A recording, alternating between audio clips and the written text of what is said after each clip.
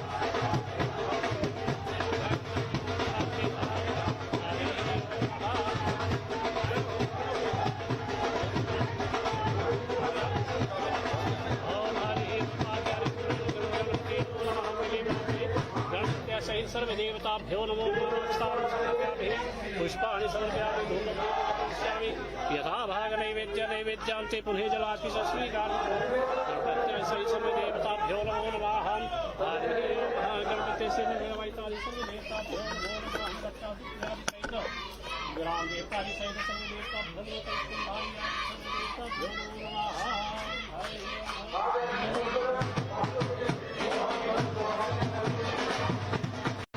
उपस्थित पंचायती राज संस्थानों के प्रतिनिधि, विभिन्न योजनाओं के लाभार्थी तथा अन्य सभी मंच पर उपस्थित गणमान्य व्यक्तियों का हम हार्दिक स्वागत करते हैं, हार्दिक अभिनंदन करते हैं। पहाड़ी प्रदेश के विकास का जो सपना प्रथम मुख्यमंत्री डॉक्टर यशवंत सिंह परमार जी ने देखा था, उसे धरातल पर सच कर दिखाया है हमारे मुख्यमंत्री श्री जयराम ठाकुर जी ने। आइए कार्यक्रम का आगाज करते हैं हिमाचल के अस्तित्व के 75 वर्ष पर तैयार गीत मेरा हिमाचल महान अपना हिमाचल महान से।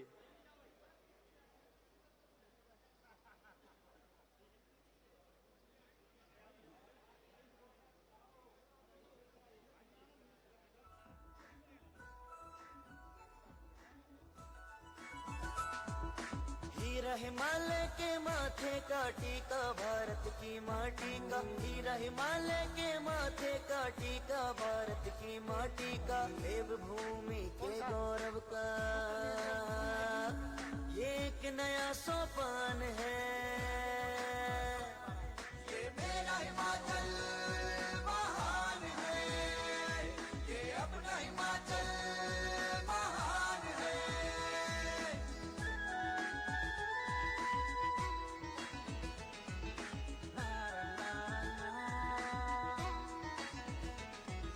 साल 75 कैसे बीते, वर्षों में युग हमने जीते, पग पग पर चट्टान पड़ी थी, बाधा राहें रोक खड़ी थी, साधन सीमित थे पास हमारे, लेकिन हिम्मत साथ खड़ी थी। अंधियारों को कब तक सहते, तब तक हम सब पिछड़े रहते, हर मुश्किल को जीत बड़े हैं, यही हमारी शान है। देवभूमि के गौरव का ये एक नया सोपान है। ये मेरा हिमाचल महान है, ये अपना हिमाचल महान है।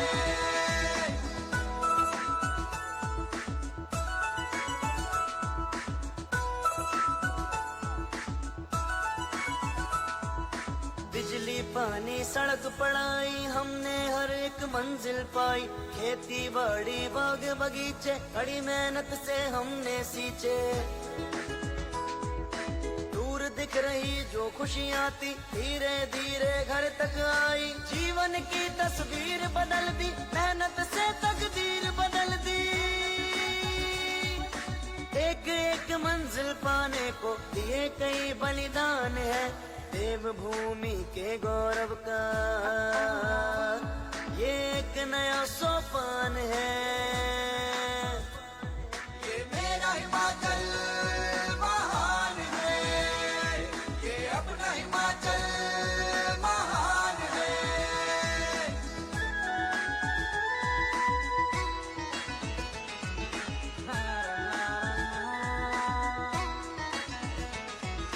कुदरत ने आशीष लुटाए, देश देश से मेहमान आए, नई नई तकनीकें लेकर नए नए उद्योग लगाए। संसाधन की सीमाओं को तोड़ जीत कर हर बाधा को, शिखरों पर अपने पैरों का सबसे अमिट निशान है। देवभूमि के गौरव का ये एक नया सोपान है। ये मेरा हिमाचल महान है, ये अपना हिमाचल महान है।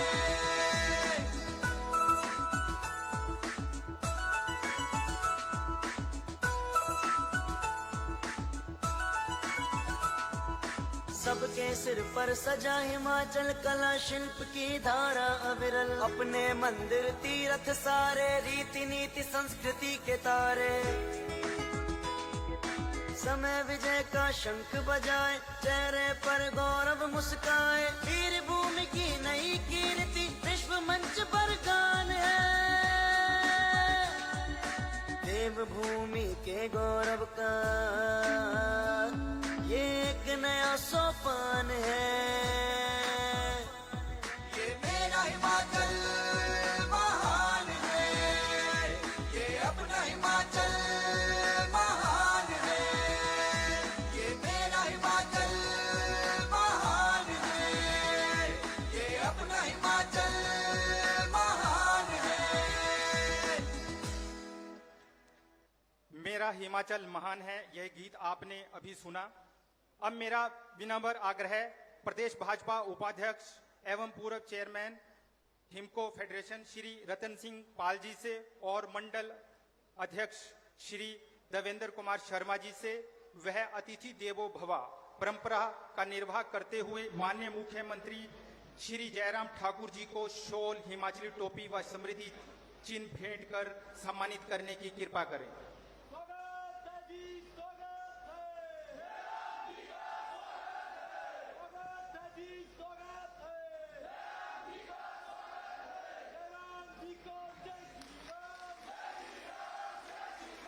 उनके बाद मेरा निवेदन रहेगा मंडल व जिला भाजपा कार्यकर्ता से कि वह माननीय मुख्यमंत्री जी को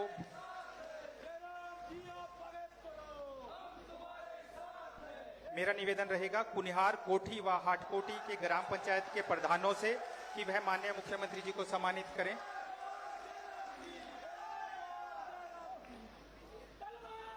मेरा निवेदन कुनिहार, कोठी और हाटकोट के ग्राम पंचायत के प्रधानों से कि वह माननीय मुख्यमंत्री जी को सम्मानित करने की कृपा करें।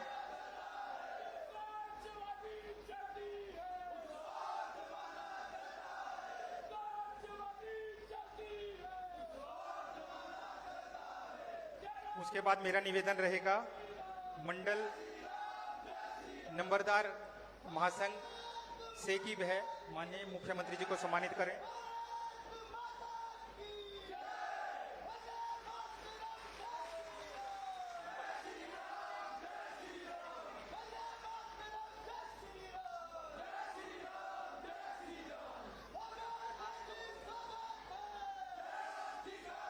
मेरा निवेदन रहेगा मंडल व जिला भाजपा कार्यकर्ताओं से कि वह माननीय मुख्यमंत्री जी का बड़े हार को पहनाकर स्वागत करने की कृपा करें।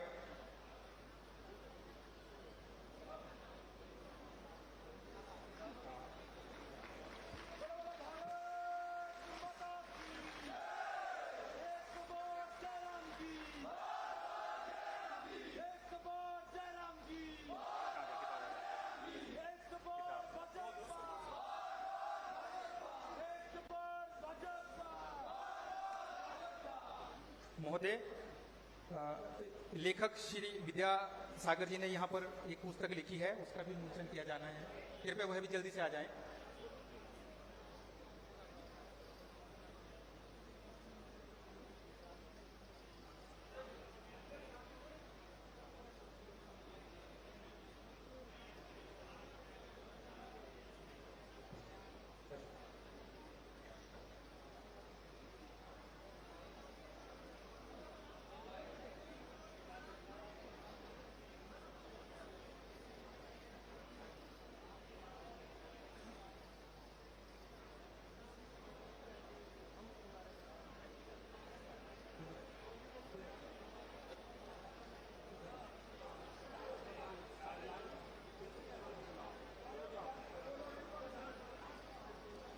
श्री विद्यासागर जी यहाँ पर जल्दी आ जाएं।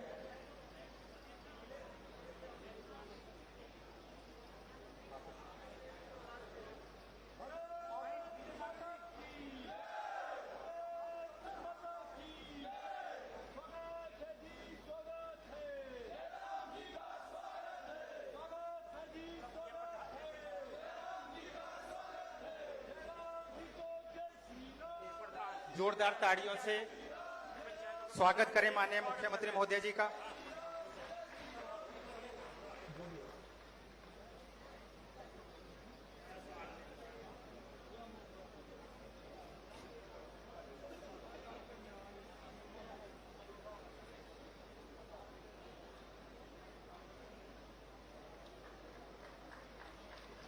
धन्यवाद महोदय।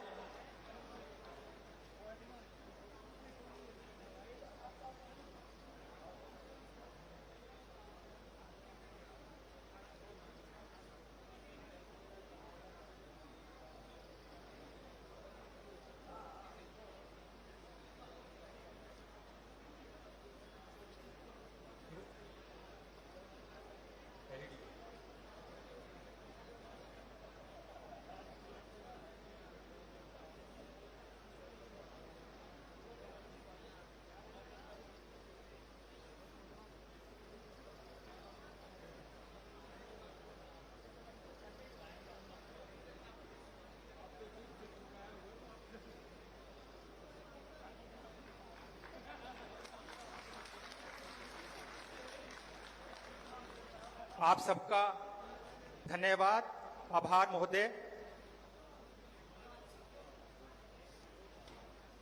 अब मेरा आग्रह रहेगा प्रदेश भाजपा उपाध्यक्ष एवं वह व्यक्ति जो गत 4.5 वर्षों से अर्की विधानसभा क्षेत्र में विकास के अथक प्रयास कर रहे हैं, श्री रतन सिंह पाल जी से माननीय मुख्यमंत्री जी व अन्य अतिथिगणों का स्वागत करने के लिए।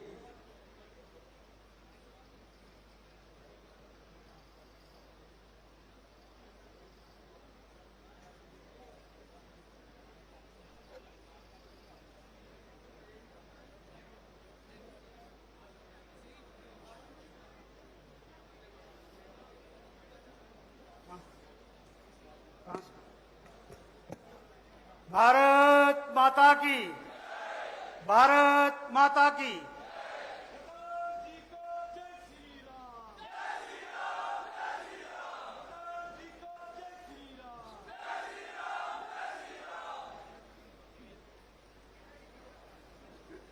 स्थापना के 75 वर्ष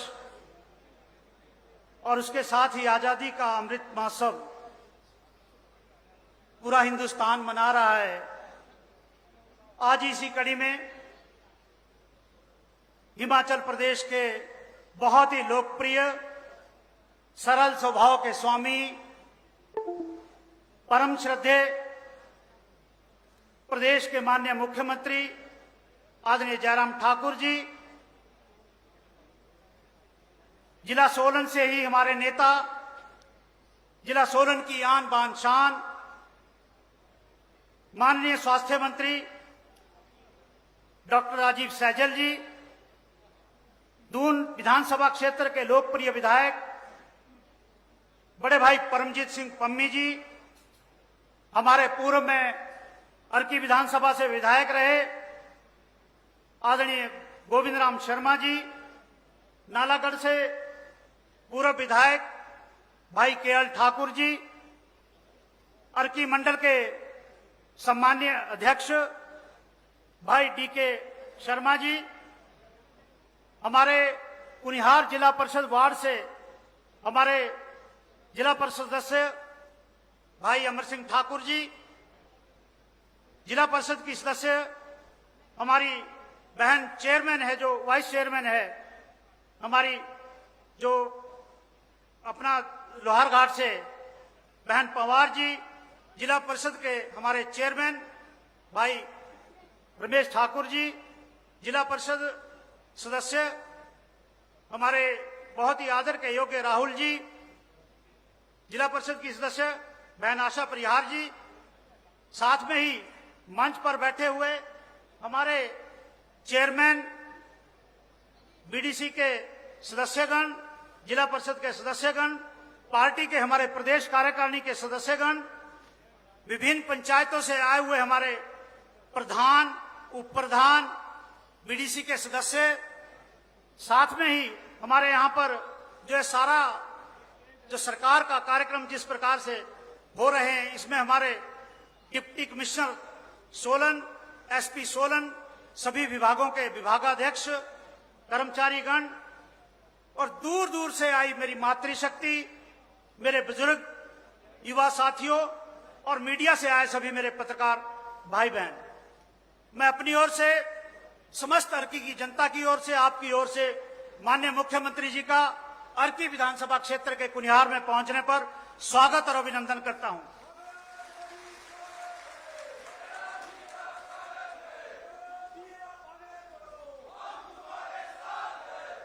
माननीय मुख्यमंत्री जी,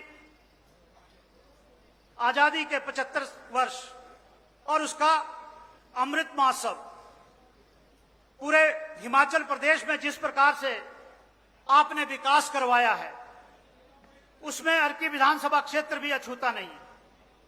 हम धन्य हैं कि जब भी आपका अर्की विधानसभा क्षेत्र में दौरा होता है, आपने जब भी दौरा हुआ है, आपने अर्की विधानसभा क्षेत्र को, अर्की की जनता के ऊपर अपना पूरा आशीर्वाद रखा है।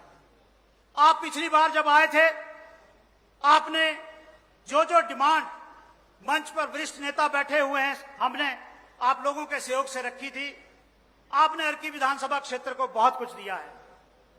चंद रोज पहले ही जो हम मंडल में बैठकर अर्की विधानसभा क्षेत्र की समीक्षा कर रहे थे कि हमारे यहां पर जब जब माननीय मुख्यमंत्री जी आए हैं और जब जब उनसे जो मांगा है, आपने दिया है। माननीय मुख्यमंत्री जी, आप जब पहले आए थे अर्की में पिछले साल, 2 साल कोरोना के बीत जाने के बाद आपने दूर दराज का क्षेत्र मांगल के लिए हमारे को जो पीएचसी की घोषणा की, उसकी नोटिफिकेशन होगी, उसके लिए मैं आपका धन्यवाद करता हूं। अर्की की समस्त जनता धन्यवाद करती है। आपने मांगल के साथ ही बेरल पंचायत थी, उसके लिए आपने पटवार सर्कल की घोषणा की, वो घोषणा भी, उसकी नोटिफिकेशन भी होगी, वो काम भी आपने पूरा किया। उसके साथ ही दारदा में आपने, जो हमारी पिछली सरकार ने एक डी नोटिफाई कर दी थी, सीएचसी दी गई थी, वहां पर उसको ईएसआई डिस्पेंसरी बना दिया गया था। आपने उस ईएसआई डिस्पेंसरी को सीएचसी का दर्जा किया और अभी चंद रोज पहले ही उसकी भी आपने नोटिफिकेशन कर दी है। माननीय मुख्यमंत्री जी, आपने कुनिहार क्षेत्र में एक सब्जी मंडी का उद्घाटन, शिलान्यास किया था।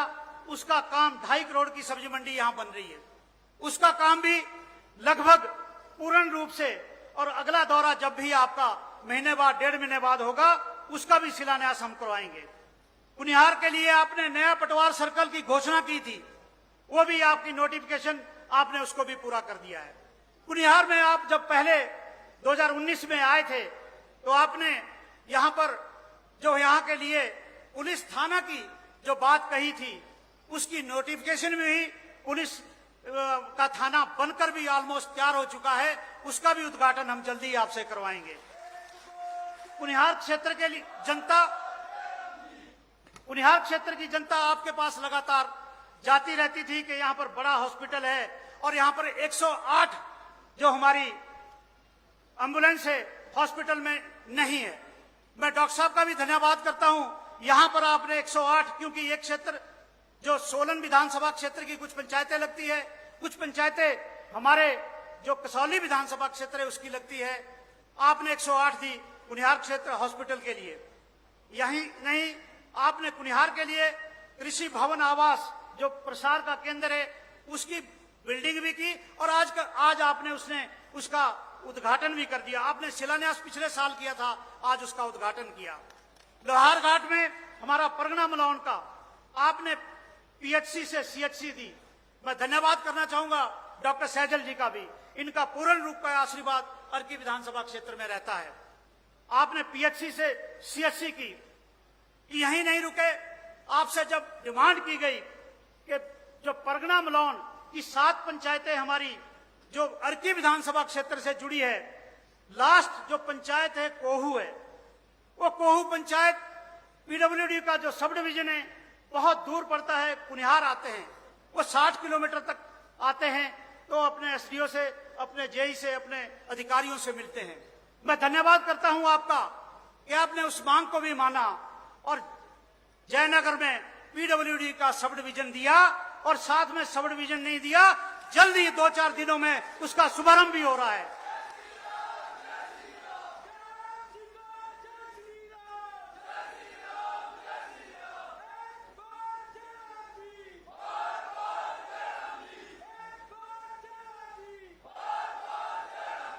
मैं धन्यवाद यहां करना चाहूंगा माननीय मुख्यमंत्री जी।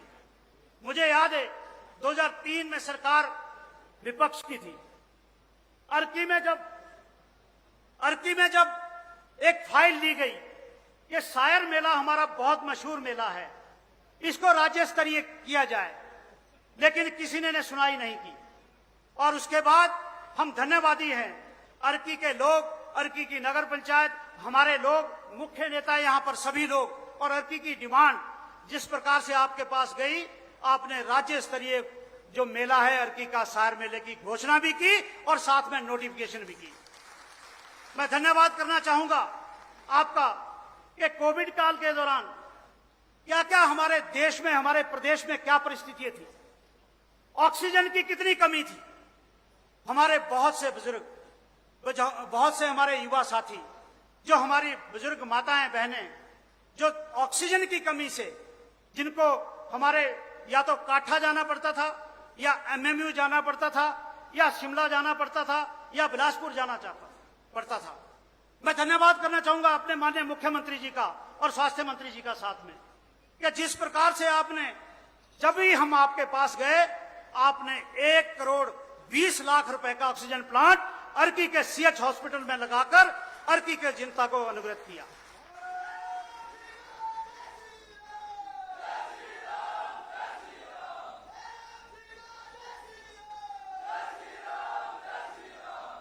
माननीय मुख्यमंत्री जी, आपके करकमलों द्वारा, आपके मुख से जो निकला था, सिर्फ और सिर्फ 14 आपने घोषणाएं की थी, 14 में से 13 कंप्लीट हो गई है, जिसके लिए अर्की की समस्त जनता, मेरा आपसे आग्रह है कि आप खड़े होकर माननीय मुख्यमंत्री जी का धन्यवाद करना चाहिए कि जो चीज हमारे को मिली है वो आज तक, चाहे परगना मलान हो, चाहे परगना आपका रामपुर हो, चाहे दिग्गल हो, सभी लोग तालियों से स्वागत करें माननीय मुख्यमंत्री जी का।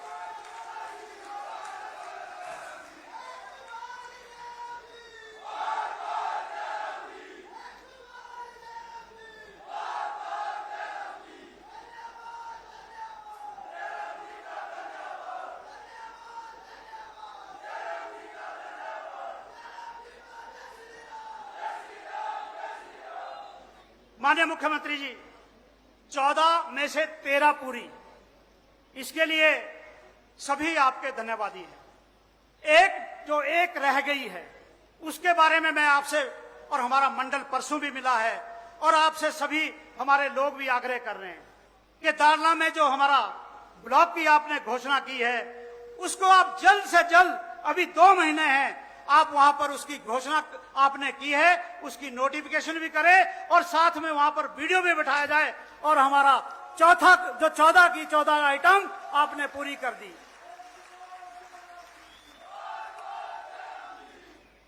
माननीय मुख्यमंत्री जी, बहुत सी डिमांड्स है, कुछ क्षेत्र छूट गए थे, और उसमें हमारा दिग्गल का क्षेत्र वो छूट गया था, क्योंकि हर क्षेत्र के लिए आपने कोई ना कोई घोषणा की थी।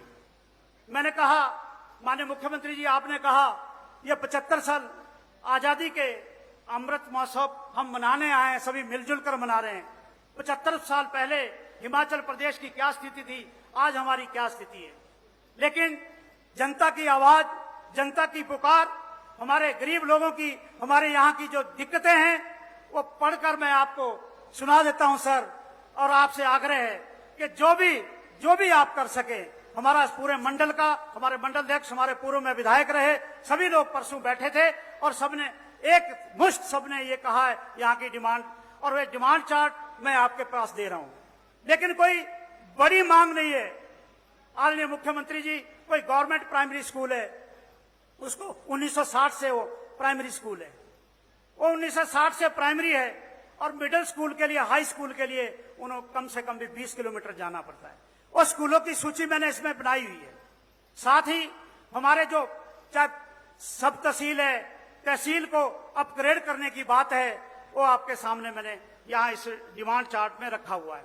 मेरा आपसे आग्रह है कि आपको हम काम वाले मुख्यमंत्री के नाते, और साथ में एक सरल स्वभाव के स्वामी, सबसे मिलजुल कर, सबको साथ लेकर और सबसे बात करके हर व्यक्ति की बात आप सुनते हैं।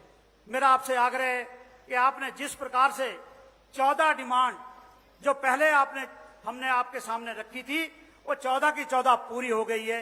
लेकिन अभी इसमें से जो हमारी प्रमुख मांगे हैं वो मैं इसमें पढ़कर नहीं सुनाऊंगा, क्योंकि आपने अभी आगे, क्योंकि एक कार्यक्रम और है, अभी हमारे डॉक्टर सैजल जी भी बोलेंगे, साथ में हमारे आपका आशीर्वाद अर्की विधानसभा क्षेत्र की जनता को मिलेगा।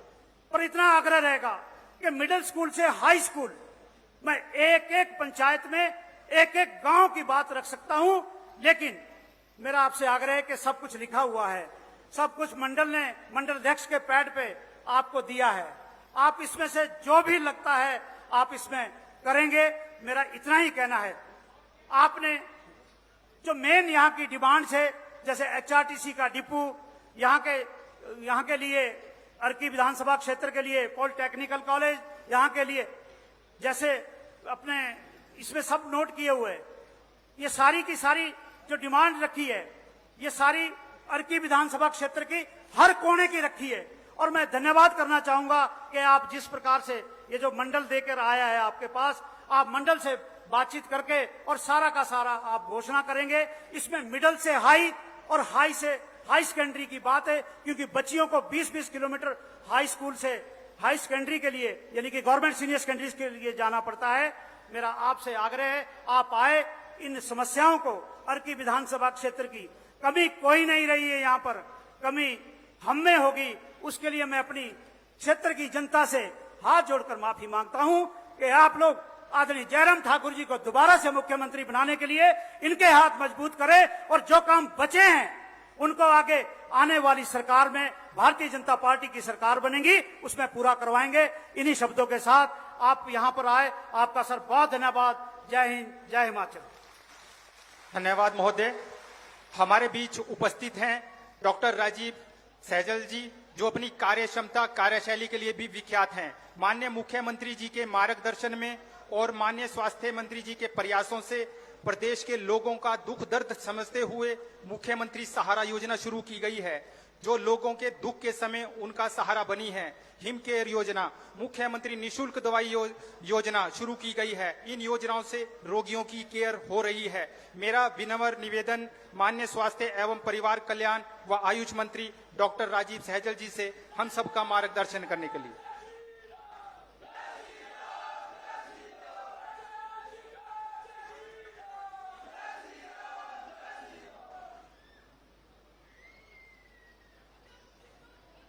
हेलो, बोलिए भारत माता की, भारत माता की। आज हम सबका बहुत सौभाग्य है, समस्त अर्की निर्वाचन क्षेत्र वासियों का, पिछले 5 वर्षों के अंदर जिस शख्सियत ने हिमाचल प्रदेश के विकास को नई गति दी है, नए आयाम दिए हैं, आज वो हमारे बीच में हमसे संवाद करने के लिए उपस्थित हैं। मैं स्वागत करता हूं अपने सम्मानीय मुख्यमंत्री, सहज स्वभाव के मुख्यमंत्री श्री जयराम ठाकुर जी का। आज वो हम सबके बीच यहां पर उपस्थित हुए। मैं चाहूंगा जोरदार तालियों की गड़गड़ाहट के साथ एक बार सम्मानीय मुख्यमंत्री जी का स्वागत करें, अभिनंदन करें। हमारे साथ यहां उपस्थित दून विधानसभा क्षेत्र के सम्मानीय विधायक श्री परमजीत सिंह जी पम्मी, पूर्व विधायक श्री गोविंद राम शर्मा जी, इस विधानसभा क्षेत्र से हमारे प्रत्याशी रहे और प्रदेश के पार्टी के सामान्य उपाध्यक्ष श्री रतन सिंह पाल जी, पूर्व विधायक नालागढ़ विधानसभा क्षेत्र श्री केएल ठाकुर जी, अर्की विधानसभा क्षेत्र के सामान्य मंडल के हमारे अध्यक्ष श्री डी के उपाध्याय जी, जिला परिषद के अध्यक्ष सामान्य श्री रमेश ठाकुर जी, यहां से हमारे नेता और हमारे जिला परिषद के सामान्य सदस्य श्री अमर सिंह ठाकुर जी, मंच पर उपस्थित अर्की विधानसभा क्षेत्र का पार्टी का नेतृत्व, डीसी महोदया, एसपी महोदय, उपस्थित तमाम सम्मानीय अधिकारीगण, कर्मचारीगण, प्रेस के सम्मानीय बंधु, हमारे मित्र और इस सभागार में उपस्थित सभी मेरी माताएं बहनें, बड़ी संख्या में माताएं बहनें आज इस कार्यक्रम में उपस्थित हैं, मेरे बुजुर्ग युवा साथियों, हमारा देश आजादी का अमृत महोत्सव मना रहा है और हमारे सम्मानीय प्रधानमंत्री जी ने पूरे देश का आह्वान किया है कि आजादी के इस अमृत महोत्सव को हम बहुत उत्साह के साथ मनाएं, जोश के साथ मनाएं। आजाद हुए 75 वर्ष हो गए। इस 75 वर्ष के सफर के दौरान ये आजादी हमको जिनके वजह से मिली, जिनके त्याग की वजह से मिली, बलिदान की वजह से मिली, उनको भी हम स्मरण करें, उनको हम भुलाएं ना। ये आजादी का अमृत हमको जिनकी वजह से प्राप्त हुआ, उनको हम हमेशा याद रखें, अपने इतिहास को हम याद रखें, अपनी गौरवशाली परंपराओं का हम स्मरण करें, उनको हम याद रखें। यह आह्वान सम्मानीय प्रधानमंत्री जी का है।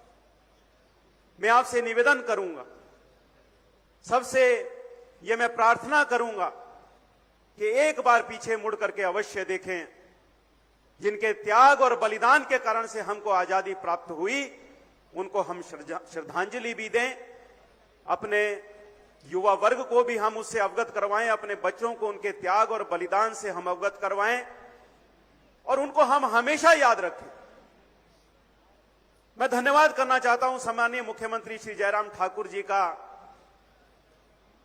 कि हिमाचल को भी बने 75 वर्ष हो गए और 75 वर्ष होने के इस उपलक्ष्य में सम्मानीय मुख्यमंत्री जी ने यह निर्णय किया, यह फैसला किया कि हिमाचल प्रदेश में 75 स्थानों के ऊपर जाकर के जनता से आप संवाद करेंगे। सम्मानीय मुख्यमंत्री जी, यूं तो सभी सरकारों का, सभी मुख्यमंत्रियों का इस प्रदेश को विकास के रास्ते पर आगे बढ़ाने में बहुत योगदान रहा है। हिमाचल निर्माता वाईएस परमार जी को हम याद करें, उनका योगदान रहा है। राजा वीरभद्र सिंह जी का योगदान रहा। प्रोफेसर प्रेम कुमार धूमल जी, सम्मानीय शांता जी का योगदान रहा। रामलाल ठाकुर जी ने भी इस प्रदेश के विकास को गति दी। लेकिन एक बात मैं यहां कहना चाहता हूं, पिछले 5 वर्षों में जिस प्रकार से प्रदेश का विकास हुआ है, मैं बहुत दावे और विश्वास के साथ यह कहना चाहता हूं कि पिछले सारे रिकॉर्ड ध्वस्त हुए हैं आपके नेतृत्व में। इसके लिए मैं आपको बधाई देना चाहता हूं, आपको मैं शुभकामनाएं देना चाहता हूं।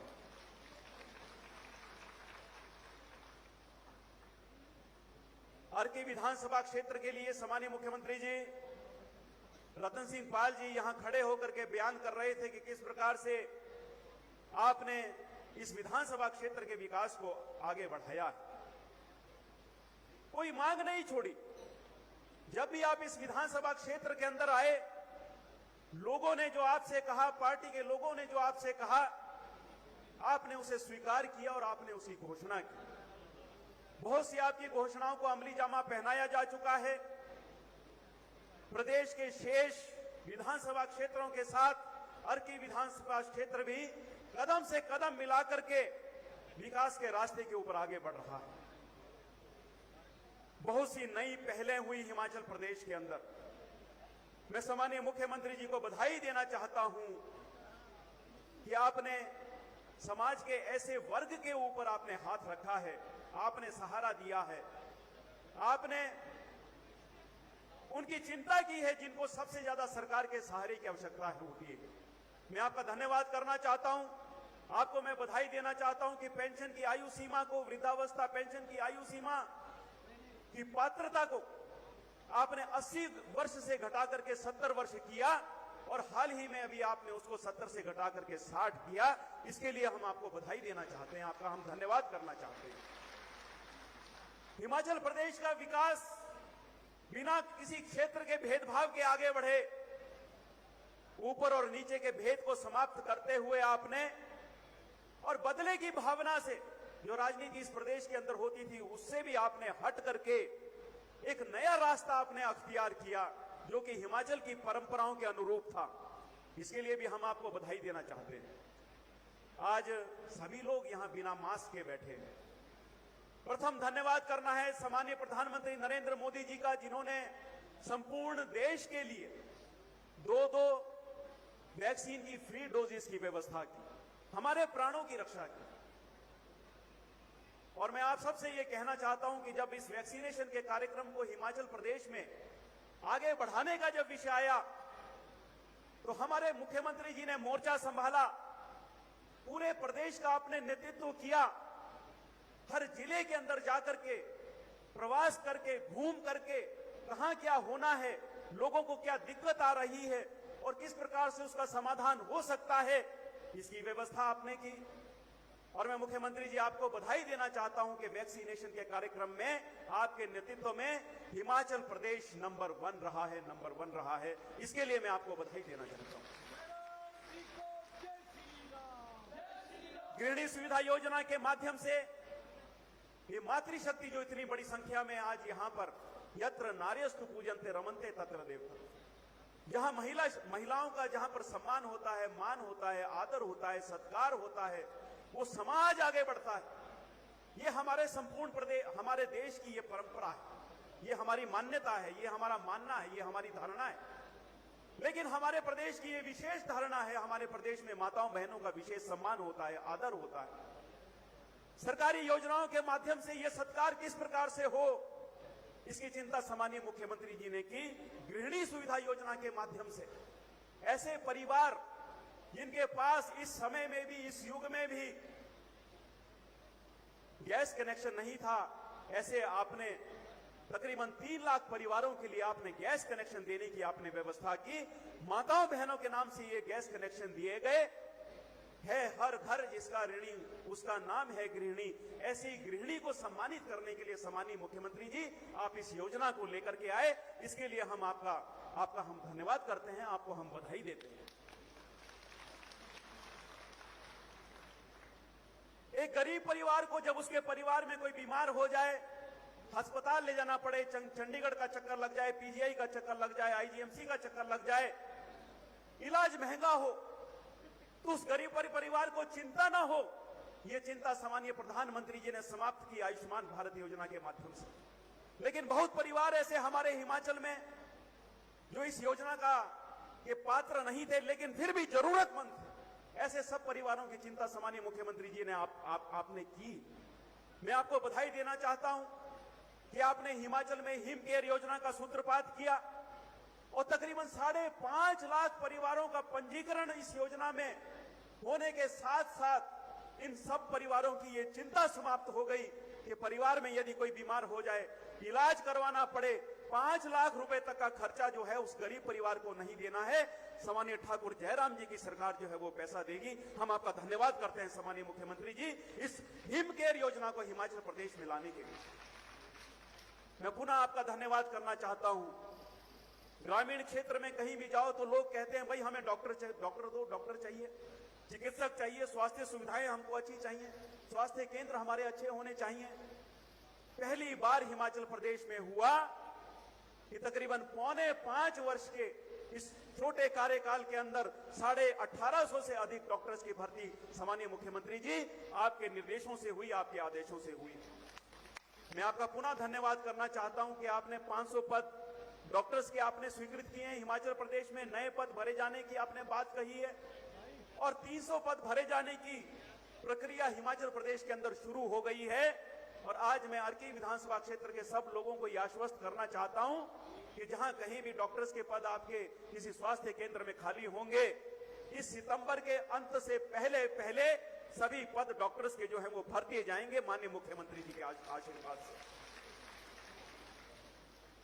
ये प्रदेश का सौभाग्य है कि ऐसे संवेदनशील मुख्यमंत्री हमको मिले हैं, ऐसे सहज स्वभाव के मुख्यमंत्री हमको मिले हैं जिनके मुंह में नान है ही नहीं, जो जनता की वेदना को पहचानते हैं, जनता की पीड़ा को पहचानते हैं और किस प्रकार से प्रदेश के विकास को गति देनी है, यह भी फॉर्मूला जो है ये आपको आता है। सम्माननीय मुख्यमंत्री जी, आज अर्की विधानसभा क्षेत्र ही नहीं संपूर्ण जिलावासियों के लिए बहुत सौभाग्य का अवसर है कि हमारे इस जिला में कुनिहार के अंदर आज आप पधारे हैं।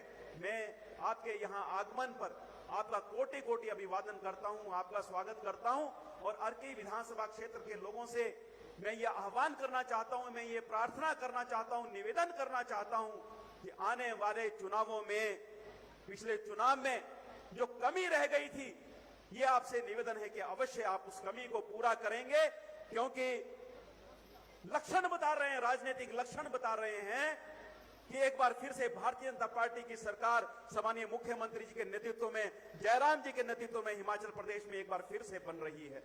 तो अर्की विधानसभा क्षेत्र की हाजिरी उस सरकार के अंदर लगनी चाहिए, ऐसा मैं आपसे निवेदन करना चाहता हूं।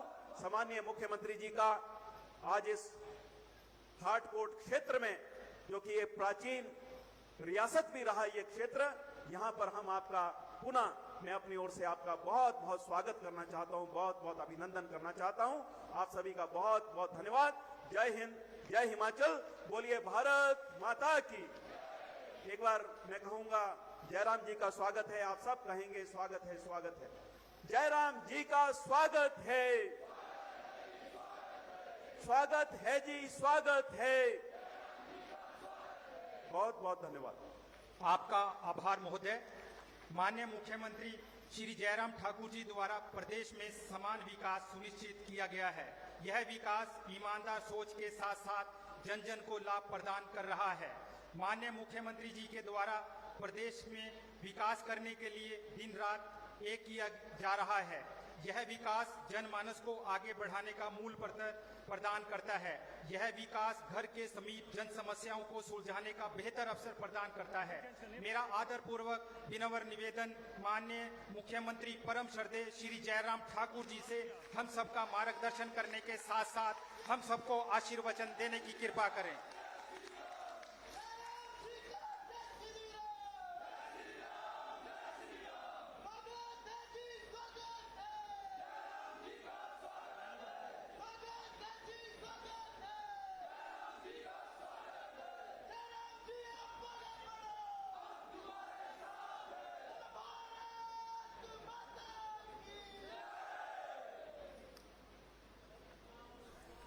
आज के इस बहुत ही गरिमामय कार्यक्रम में जो हिमाचल प्रदेश के अस्तित्व के, यानी कि हिमाचल प्रदेश के गठन के 75 वर्षों के बाद हम यहां अर्की विधानसभा क्षेत्र में मना रहे हैं। हमारे बीच में हिमाचल प्रदेश सरकार में माननीय स्वास्थ्य मंत्री डॉक्टर राजीव सैजल जी, हमारे बीच में माननीय विधायक श्री परमजीत सिंह पम्मी जी,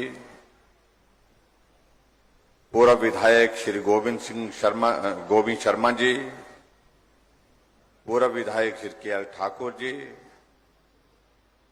पार्टी के हमारे प्रदेश के उपाध्यक्ष भाई रतनपाल सिंह जी, जिला परिषद के चेयरमैन रमेश ठाकुर जी, जिला के अध्यक्ष श्री आशुतोष वैद्य जी,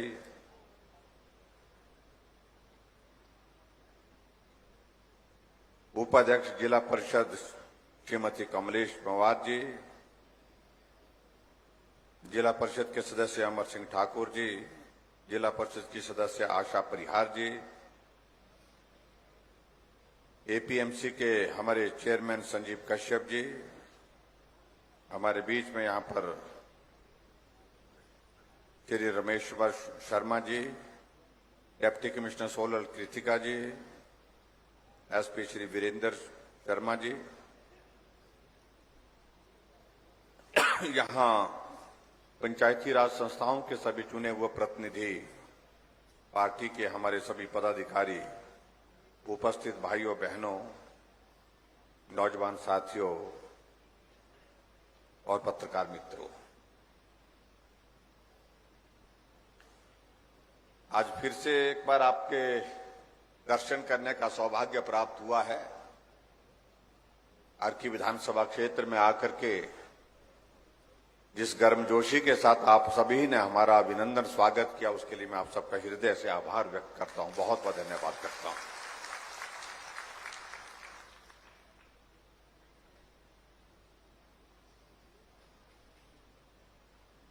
यहां आकर के मैं देख रहा हूं कि आप सब लोग गर्मी के कारण भी परेशान हैं।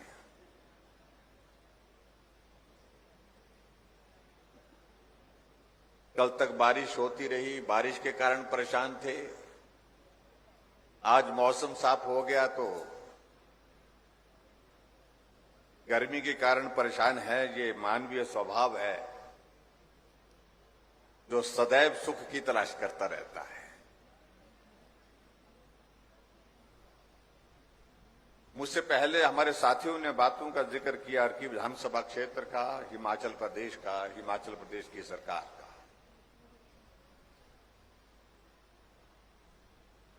जैसा कि आपको इस कार्यक्रम का स्वरूप आपके सामने रखा गया है, उसमें आपको मालूम पड़ गया है ये कार्यक्रम हट करके है, थोड़ा हट करके है।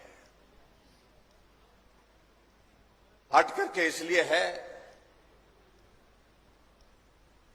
क्योंकि पूरा देश जब अमृत महोत्सव मना रहा है आजादी का, आजादी के 75 वर्ष बीतने के बाद भारत कहां से कहां पहुंचा, भारत की स्वतंत्रता के उस आंदोलन में कौन लोग थे जिन्होंने अपने जीवन की कुर्बानियां दी,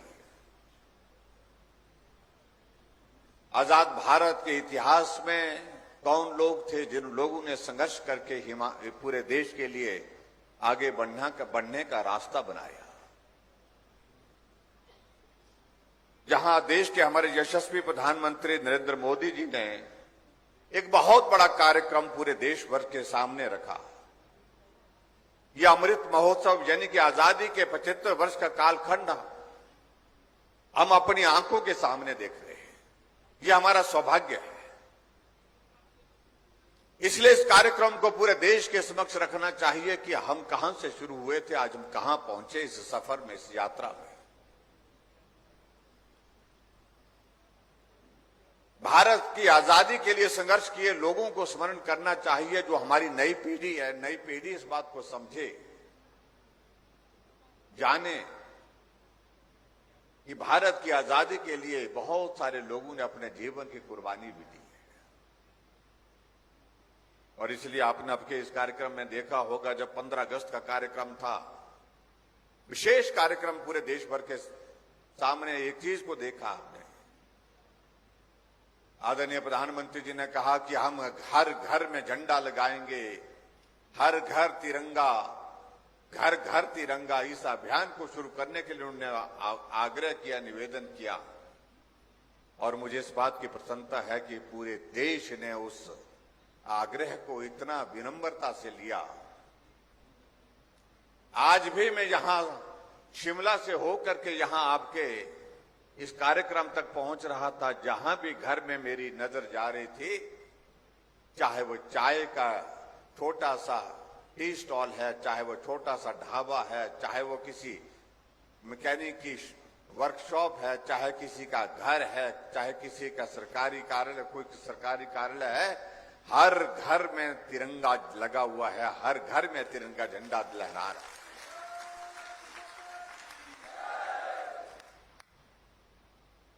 इसके पीछे एक भाव है, और वो भाव ये है कि देश की आजादी का ये दिन हमको आसानी से हासिल नहीं हुआ है। बहुत सारे देश के नौजवानों ने छोटी आयु में संघर्ष करते अपने जीवन की कुर्बानी दे दी,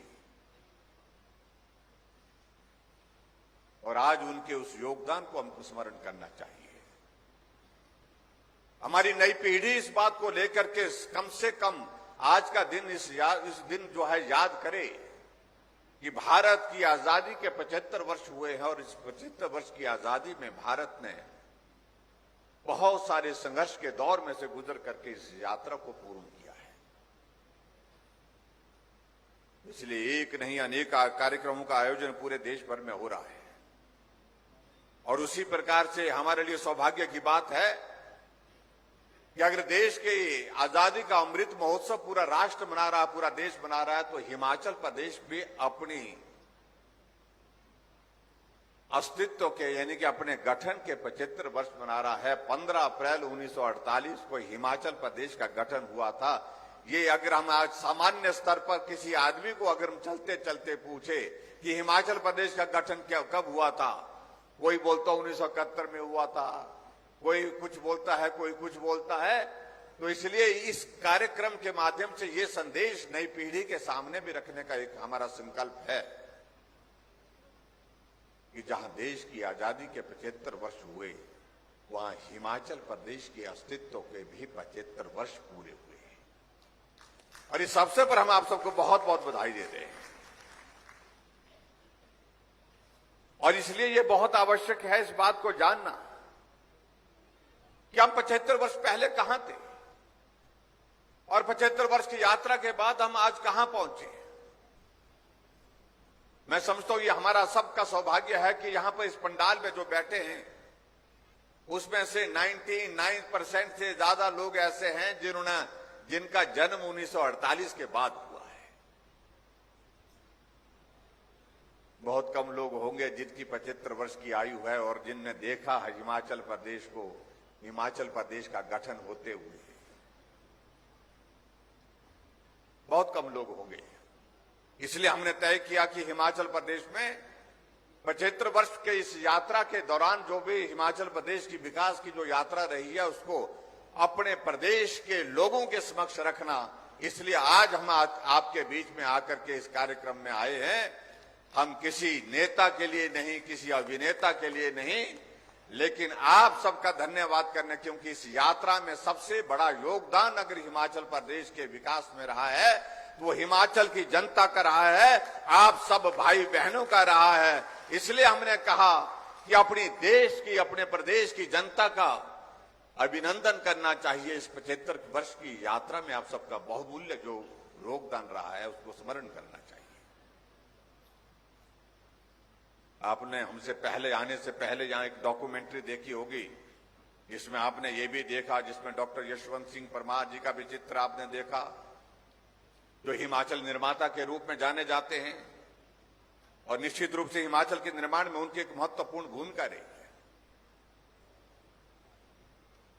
और उनके साथ साथ में आपने ठाकुर रामलाल जी को भी देखा होगा, श्री शांता कुमार जी को भी देखा, वीरभद्र सिंह जी को भी देखा, प्रेम कुमार धूमल जी को भी देखा। उस वीडियो में उस जो हमारा वृत्त चित्र था यहां पर जो, उसमें आपने इस बात को देखा होगा। हम हिमाचल प्रदेश के जो शीर्ष नेतृत्व रहा, जिन्होंने इस प्रदेश के मुख्यमंत्री के बतौर पर हिमाचल प्रदेश के विकास में अपना योगदान दिया, उनको भी स्मरण करते हैं, उनके योगदान को भी धन्यवाद करते हैं, उनका भी अभिनंदन करते हैं।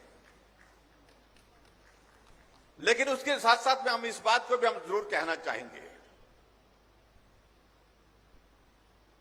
कि हिमाचल प्रदेश के इस विकास की इस यात्रा में सबसे बड़ा योगदान अगर किसी के रहा है वो हिमाचल के मेहनतकश भाई और बहनों का रहा है। एक मजदूर का रहा है, एक अध्यापक का रहा है, एक डॉक्टर का रहा है, एक नर्स का रहा है, एक इंजीनियर का रहा है, एक किसान का रहा है, एक बागवान का रहा है।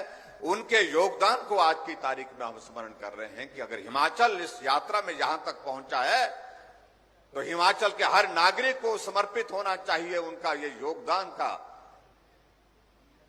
अंश निश्चित रूप से उन तक पहुंचना चाहिए, जिसमें उनने अपने मेहनत के और मेहनत के बलबूते इस हिमाचल प्रदेश को आगे बढ़ाने में काम किया है। आप कल्पना करिए, जब हिमाचल बना था उस वक्त हिमाचल प्रदेश में जिलों की अगर संख्या थी तो मात्र 4 जिले थे। एक चंबा का जिला था, एक मंडी का जिला था, एक महासू का जिला था, एक सिरमौर का जिला था। आज हिमाचल प्रदेश में हमारे जिलों की संख्या 12 हो गई। जब हिमाचल प्रदेश 15 अप्रैल 1948 को बना था उस वक्त हिमाचल प्रदेश में हमारी पॉपुलेशन 11 लाख थी और आज हमारी पॉपुलेशन जो है जनसंख्या 70 लाख से पार हो गई। जब हिमाचल प्रदेश बना था तो उस वक्त साक्षरता दर हिमाचल प्रदेश की 4.8% थी और महिलाएं जो हमारी बहनें यहां पर बैठी हैं महिलाओं का साक्षरता दर उस वक्त मात्र 2% था। 100 में से 2 महिलाएं पढ़ी हुई मिलती थी। ये दौर उस वक्त था।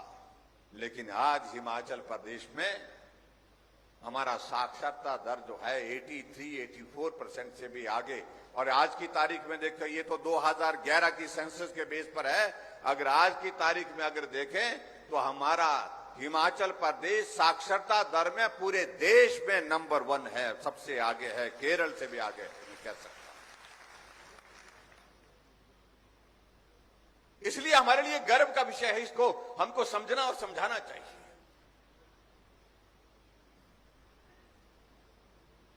हम हिमाचल प्रदेश में हमने तय किया अगर 75 वर्ष की हमारी गठन के पूरे हुए हैं तो हम हिमाचल प्रदेश में, पूरे प्रदेश में 75 कार्यक्रम करेंगे। और 75 कार्यक्रम में लोगों का धन्यवाद करेंगे। और सिर्फ लोगों का धन्यवाद करेंगे, हिमाचल की जनता का धन्यवाद करेंगे, जिनके योगदान से हिमाचल प्रदेश की ये यात्रा सफलतापूर्वक जहां पहुंची। कुछ लोग कहने लगे कि मुख्यमंत्री जी जा रहे हैं, बड़े बड़े शामियाने लगा रहे हैं, बड़े बड़े हैंगर लगा रहे हैं, बड़े बड़े कार्यक्रम कर रहे हैं, बसें लगा रहे हैं। मैंने कहा 75 वर्ष की हिमाचल प्रदेश की यात्रा में जिन लोगों ने योगदान दिया है, उन लोगों का आभार करने के लिए मुझे हिमाचल प्रदेश में सभी विधानसभा क्षेत्र में जाकर के अगर अवसर मिला है तो मुझे लगता है कि ये मेरा दायित्व बनता है मुख्यमंत्री के तौर पर कि हिमाचल का कण कण आप सबकी वजह से बढ़ते बढ़ते जो है यहां पर विकास का यहां तक पहुंचा है। इसलिए मेरा दायित्व बनता है कि मैं आप सबका धन्यवाद भी करूं।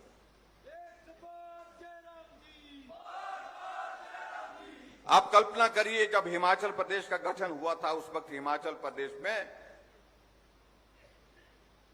288 किलोमीटर सड़क थी, 288 किलोमीटर रोड। और आज आप देखिए हिमाचल प्रदेश में हमारी सड़कों की लंबाई 39,500 किलोमीटर है। 39,500 के लगभग दिसंबर के महीने में हम हिमाचल प्रदेश में 40,000 किलोमीटर के उस आंकड़े से हम पार होने वाले हैं। लेकिन मैं ये भी कहना चाहता हूं कि अगर हिमाचल प्रदेश में अगर 39,500 किलोमीटर सड़क बनी, इसमें सबसे बड़ा योगदान किसी व्यक्ति को जाता है तो क्या आप कह सकते हैं किसको जाता है? मुझे नहीं लगता है कि आप कह पाएंगे। अगर ये योगदान अगर जाता है 39,500 सड़कों को बनाने का, सबसे बड़ा योगदान जाता है हमारे देश के पूर्व में प्रधानमंत्री रहे श्री अटल बिहारी वाजपेयी जी को। उनको योगदान इसलिए जाता है कि 39,500 में से 20,000 किलोमीटर से ज्यादा सड़कें प्रधानमंत्री ग्राम सड़क योजना के माध्यम से बनी, जो योजना आदरणीय अटल बिहारी वाजपेयी जी ने शुरू की जब वो प्रधानमंत्री थे। मुझे अच्छी तरह से याद है, अटल जी बहुत भावुक थे और उन्होंने अपनी बात में इस बात का जिक्र किया था उस वक्त जब जिस दिन इस योजना की शुरुआत की कि मैं पूरे देश भर में घूमता हूं, लोगों से मिलता हूं, शहरों में भी जाता हूं, गांव में भी जाता हूं। शहर विकसित हो गए, सड़कें बड़ी बन गई, खुली सड़कें, चौड़ी सड़कें हो गई, सड़कें पक्की बन गई। 1-1 करोड़ रुपए की गाड़ियां उस पर चल रही है। लेकिन मैं जब गांव में जाता हूं, नजर पड़ती है मेरे गांव के उन भाई और बहनों पर, तो गांव के लोग अभी भी पहाड़ पर चढ़ते हुए पीठ का बोझ नहीं उतार पाए। हम सरकारें बना रहे हैं वर्षों से, सरकारें चला रहे हैं वर्षों से, लेकिन मेरे गांव के भाई और बहनों का पीठ का बोझ को उतारना, मैं समझता हूं ये मेरी पीठ पर बोझ है। इसलिए प्रदेश के पास अगर पैसा नहीं है मैं केंद्र से योजना शुरू कर रहा हूं, प्रधानमंत्री ग्राम सड़क योजना, और 60,000 करोड़ रुपए पूरे देश के ग्रामीण क्षेत्रों के लिए सड़कें बढ़ाने के लिए मैं दे रहा हूं। आप कल्पना करिए कितनी संवेदनशीलता थी उनके, भावुक होकर के इस संबोधन में होगी। गांव के लोगों की पीठ का बोझ नहीं उतरा, और ये तब तक के लिए संभव नहीं है, तब तक नहीं उतर पाएगा जब तक हम केंद्र से पैसा प्रदेश को नहीं दे पाएंगे सड़कें बढ़ाने के लिए। और इसलिए उन्होंने योजना शुरू की, प्रधानमंत्री ग्राम सड़क योजना। 60,000 करोड़ रुपए की लागत से उस योजना को शुरू किया, और आज हम देख रहे हैं कि गांव में हर जगह, हर मोड़ पर फट्टा लगा है, प्रधानमंत्री पीएमजीएसवाई। इस सड़क का निर्माण पीएमजीएसवाई के अंतर्गत हुआ है।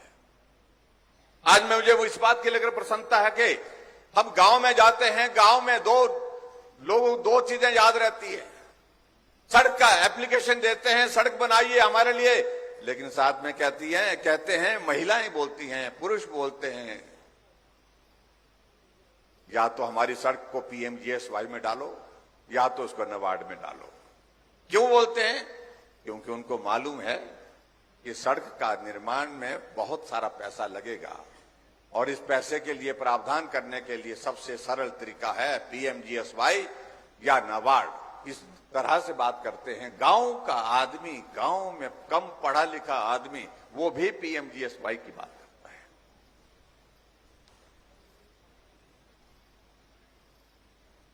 हालांकि कई लोगों ने अटल जी से उस वक्त बात की थी, इस योजना को आपके नाम से शुरू करना चाहिए। इस योजना के माध्यम से पूरे दुनिया में, पूरे देश भर में एक रेवोल्यूशन आ जाएगा। लेकिन अटल जी ने कहा कि नहीं, न मेरे नाम उसके साथ जुड़ने से कोई लाभ नहीं होगा, सड़क बनने चाहिए, लोगों की पीठ का बोझ उतरना चाहिए, और इसलिए सड़क का नाम प्रधानमंत्री के नाम से प्रधानमंत्री ग्राम सड़क योजना रखना चाहिए। इस बात को लेकर के उन्होंने पूरे देश के सामने एक बहुत बड़ा संदेश दिया। अन्यथा तो क्या होता, पूर्व में जितनी भी सरकारें रही हैं, ज्यादातर कांग्रेस की रही है। जितनी भी योजना है पूरे खानदान के नाम पर। कोई योजना का आप जिक्र करें, किसी भी योजना का आप जिक्र करें, अटल जी ने कहा कि जब तक मैं हूं तब तक के लिए मेरे नाम से कोई योजना ना चलाई जाए। ये बहुत कम लोग बोलते हैं, बहुत कम लोग करते हैं। ये अंतर है जिसे समझने और समझाने की आवश्यकता है। भाई और बहनों, आगे बढ़कर के मैं अगर बात कहूं कि आपके यहां सोलन जिला की अगर मैं बात करूं, सोलन जिला की अगर हम बात कहें उस दौर में, आज मुझे इस बात की भी खुशी है कि आपके अर्की विधानसभा क्षेत्र में हम आए हैं। हमने एक साथ यहां पर सामने शिलान्यास और उद्घाटन किए हैं, 7 उद्घाटन किए हैं और 14 शिलान्यास किए हैं। कुल 21 कार्यक्रम, 21 योजनाओं का शिलान्यास और उद्घाटन आज हुए हैं। और जिन योजनाओं पर हम आपके इस विधानसभा क्षेत्र में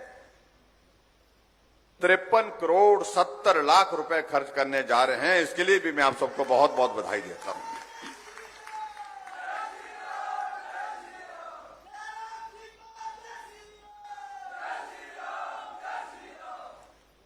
मैं यहां देख रहा था अर्की विधानसभा क्षेत्र का पूरा एक जिक्र यहां पर आया 1972 यानी कि 71 में जब हमको स्टेटहुड का दर्जा मिला था, तो उस वक्त जो है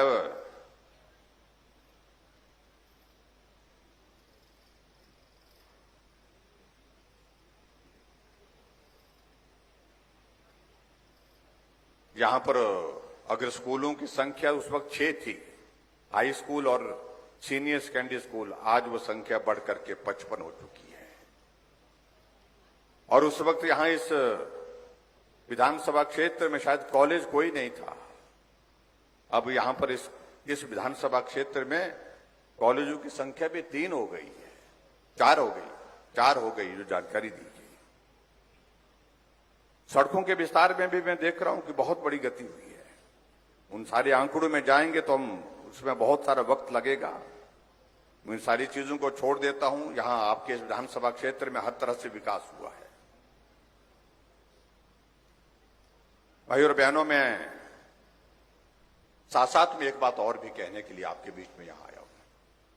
आप सबके आशीर्वाद से हिमाचल प्रदेश में हमारी सरकार का 4.5 वर्ष का कार्यकाल पूरा हुआ है।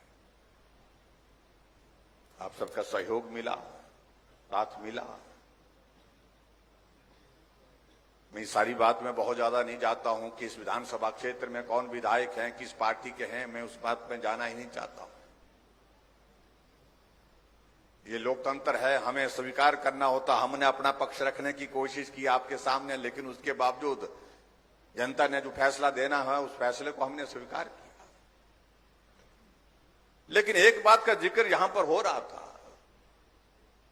कि अर्की विधानसभा क्षेत्र में हमने यहां आकर के 14 विभिन्न योजनाओं का हमने जिक्र किया था, घोषणाएं की थी, और 14 में से 13 घोषणाएं जो है वो पूरी हो गई, मात्र एक रहती।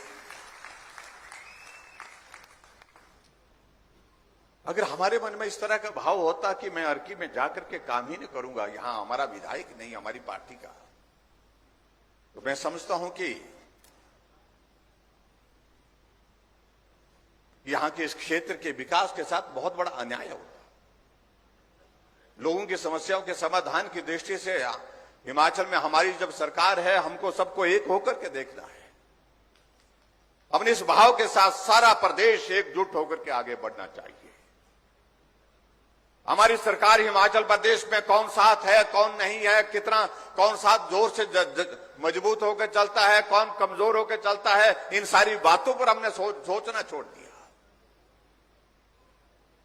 और इसलिए पहले दिन से हमने शुरुआत की कि हट करके काम करना चाहिए, कुछ अलग सोच करके काम करना चाहिए। और जिसका हम जिक्र करते हैं, हम आजकल कह रहे हैं कि रिवाज बदलने की बात कह रही है, तो हमारे कुछ मित्रों को बहुत परेशानी हो रही है। ये रिवाज बदलना तो रिवाज तो बदलना चाहिए, अगर गलत रिवाज है तो बदलना चाहिए। और मैं ये कहना चाहूं कि हमने पहले दिन से रिवाज बदलने की शुरुआत की है, आज नहीं।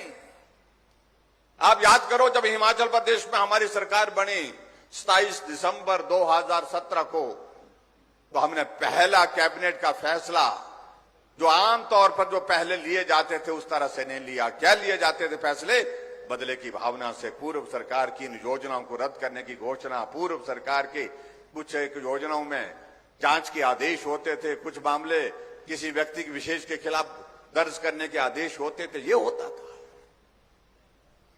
और ये और वर्षों से हो रहा था हिमाचल प्रदेश में, क्योंकि 25 वर्षों से मैं भी हिमाचल प्रदेश की विधानसभा के अंदर हूं।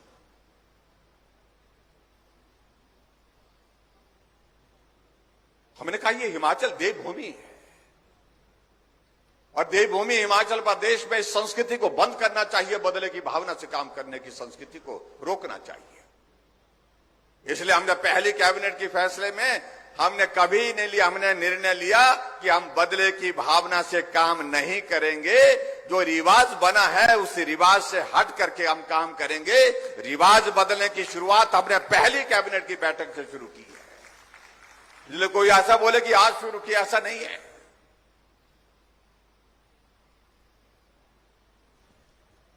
रिवाज यहां होता था, क्या रिवाज होता था? जब सरकार बदल जाती थी, टोपी बदल जाती थी। बदलती थी कि नहीं बदलती थी? कैसी होती थी? हमारी आती तो कैसी आती थी, और दूसरी आती तो कैसी टोपी आती थी? देखो, हर आदमी के जहन में ये बात दखल है, रजिस्टर्ड है, क्योंकि ये सब लोगों ने एक बार नहीं अनेक बार देखा। हमने कहा ये टोपी तो भाई सबकी है, ये हिमाचल की टोपी है, लाल भी हमारी हिमाचल की, हरी भी हिमाचल की, कुल्लू की भी हिमाचल की, सिरमौर की भी टोपी हिमाचल की। ये हमारी हिमाचल की पहचान है, हिमाचल की शान है। और जिस टोपी को हम सिर पर धारण करते हैं, मैंने कहा कि ये राजनीति के साथ नहीं जोड़ना चाहिए। इसलिए हमने कहा कि हिमाचल की टोपी सबकी टोपी और हिमाचल की शान है, हिमाचल की पहचान है, इसको राजनीति के साथ नहीं जोड़ना चाहिए। इसलिए हमने आज इस बात को देखा होगा, हरी वाला भी आता है, लाल वाला भी आता है, कहीं किसी बात को लेकर के, और हम भी कभी लाल पहनते हैं, कभी हरी पहनते हैं, कभी नहीं मिलती है तो नहीं पहनते हैं। अब यहां गर्मी है तो नहीं पहनी है। तो रिवाज बदलने की अगर बात करें, हमने पहले दिन से शुरुआत की, छोटी छोटी बातों को लेकर के हमने काम की शुरुआत की। हमने बदले की भावना की बजाय हमने पहली कैबिनेट का पहला निर्णय यह लिया कि हिमाचल प्रदेश के बुजुर्गों का सम्मान जो है आज के इस युग में कम होता जा रहा है, हम इसकी शुरुआत करेंगे। जिनकी कृपा से, जिनके आशीर्वाद से हमने इस दुनिया को देखा है, दुनिया को समझा है, दुनिया को सीखा है, उनके प्रति हमारा सम्मान होना चाहिए।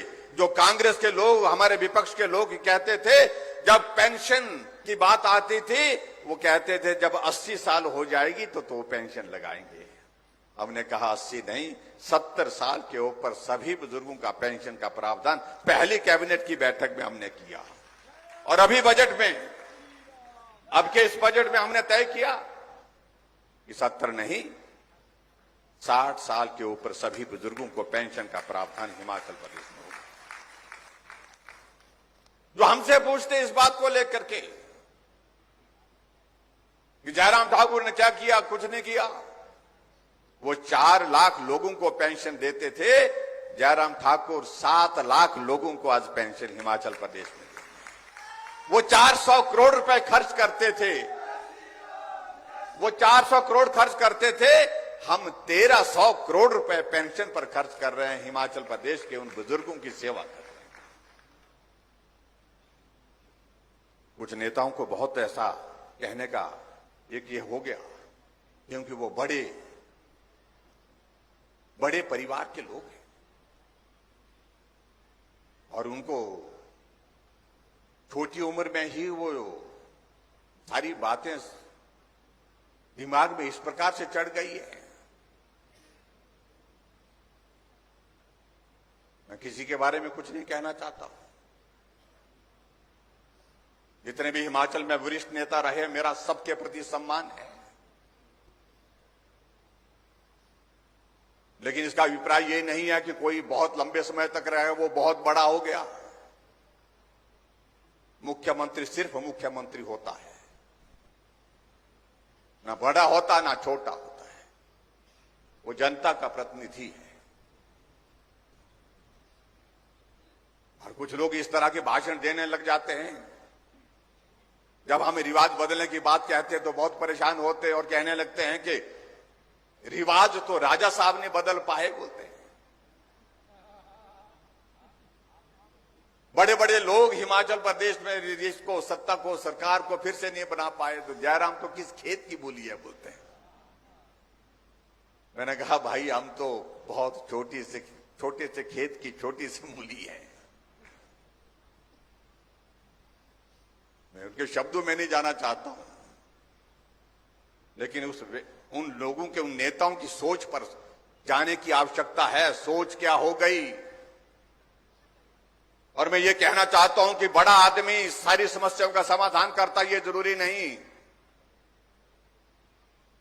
कई बार छोटा आदमी भी बड़े आदमी से बेहतर काम करता है।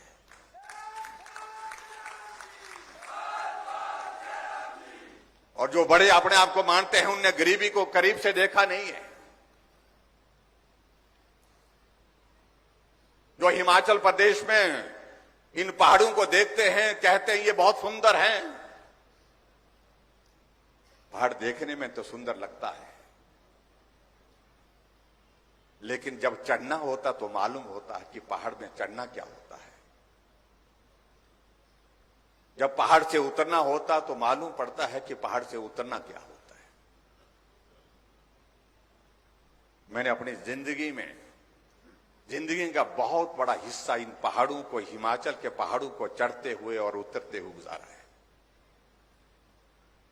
और जो बड़े बड़े लोग अपने आप को मानने लग पड़े हैं, उनने पहाड़ों को सिर्फ देखा है, चढ़े नहीं है, उतरे नहीं है। ये अंतर है।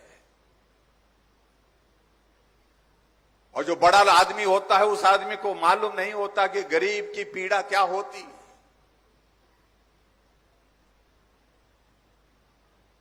लेकिन मैं इस बात को मानता हूं कि मैं एक गरीब परिवार का होने के कारण मुझे उस दौर में से गुजरने का अवसर मिला है। गरीबी क्या होती है और गरीबी के दौरान आदमी छोटी छोटी बात के लिए किस प्रकार से तरसता है, उन सारी चीजों की पीड़ा उन लोगों को नहीं हो सकती जो बड़े लोग हैं।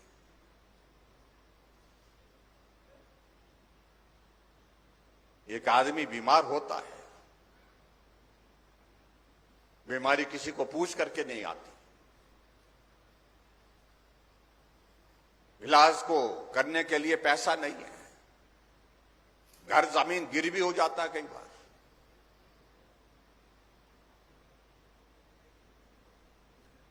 वही आदमी इस पीड़ा को समझ सकता है जो गरीब है, लेकिन बड़ा आदमी नहीं समझ सकता कि उस आदमी के सामने उस आदमी के उस आदमी की मानसिक परिस्थिति क्या है, कितना परेशानी में होगा।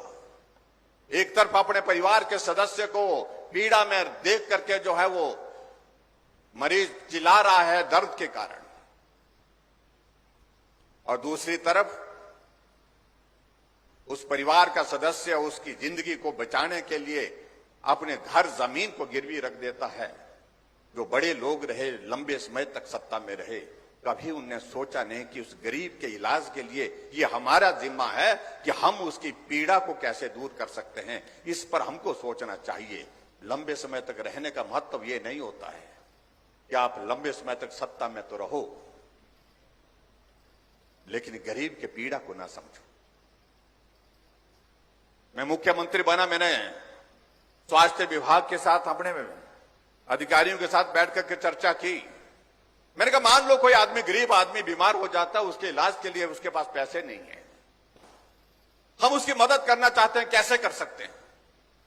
अधिकारी इधर से उधर देखने लगे। मैंने कहा कोई योजना? बोलते सर कोई नहीं है, कोई योजना नहीं, किसी स्कीम के अंतर्गत हम गरीब आदमी के मुफ्त में इलाज करने का प्रावधान नहीं था। लोग तो बड़े बड़े रहे, लोग तो लंबे समय तक रहे इस प्रदेश में। मैंने कहा यह करना है, हर हाल में करना है। अधिकारी कहने लगे कि पैसा बहुत लगेगा सर। हमने कहा जितना भी पैसा लगेगा लगने दीजिए, आदमी की जिंदगी से महत्वपूर्ण, उससे ज्यादा कीमती हमारे लिए कोई चीज नहीं है। आदमी की जिंदगी को बचाना है और किस तरह से हम उसमें मदद कर सकते हैं उसका रास्ता निकालिए। तो हमने प्रदेश में शुरू की हिमकेयर की योजना, प्रधानमंत्री जी ने पूरे देश में की आयुष्मान भारत योजना। क्यों हुई ये योजना शुरू? इसलिए ये प्रधानमंत्री जी ने भी गरीबी को करीब से देखा है और आपके मुख्यमंत्री जयराम ने भी गरीबी को करीब से देखा है।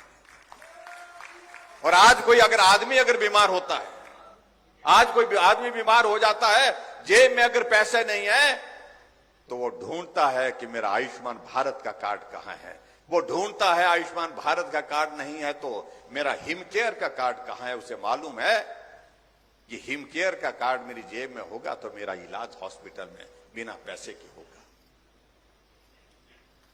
सोचा जा सकता था, सोचा ही नहीं जा सकता था, किया जा सकता था। और करने की बात तो दूर की रही, लेकिन बड़े लोगों के दिमाग में यह सोच ही नहीं आ पाई कि गरीब आदमी को की पीड़ा को दूर करने का क्या रास्ता निकालना चाहिए। इसलिए मैं इन सारी बातों को मैंने कहा कि बड़े होंगे तो अपनी जगह होंगे। वो बड़ापन क्या होना है जो गरीब की पीड़ा को ना समझ पाए। वो लंबा समय तक सत्ता में रहने का कोई मतलब नहीं है। जो गरीब के करीब रह करके उसके भाव को नहीं समझ सके, उसके दर्द को नहीं समझ सके, उसका कोई अर्थ नहीं, कोई मतलब नहीं। हमने पूरे प्रदेश भर में अभी तक में 3 लाख से ज्यादा, 3.25 लाख लोगों का, जो गरीब लोग हैं उनका मुफ्त में इलाज करके उनको स्वस्थ करके हम घर भेज चुके हैं। तो हमसे पूछते हैं कि जयराम ने क्या किया। मैं उनको यह जानकारी दे रहा हूं, तुम तो लंबे समय तक रहे, तुम बहुत कुछ कर सकते थे। जयराम को तो 5.25 साल का कार्यकाल हुआ और 5.25 साल में भी 2 साल से ज्यादा का तो कोरोना के दौर में निकल गया। और इससे आगे बढ़कर के हमने और भी ज्यादा सोचा। प्रदेश में हमने कहा ऐसे कितने लोग हैं जो किसी बीमारी के कारण ऐसे ग्रसित हो गए हैं, ऐसी बीमारी लगे जिसके कारण वो चल नहीं सकता, फिर नहीं सकता, अपना काम नहीं कर सकता है। 20,000 से ज्यादा लोग ऐसे निकले जो पैरालिसिस के कारण बिस्तर पर पड़े हैं, एक्सीडेंट के कारण टांगे चले गई हैं, जिंदा हैं लेकिन बिस्तर पर हैं, स्पाइनल कॉर्ड चले गई है, ब्रेन हेमरेज के कारण जो है वो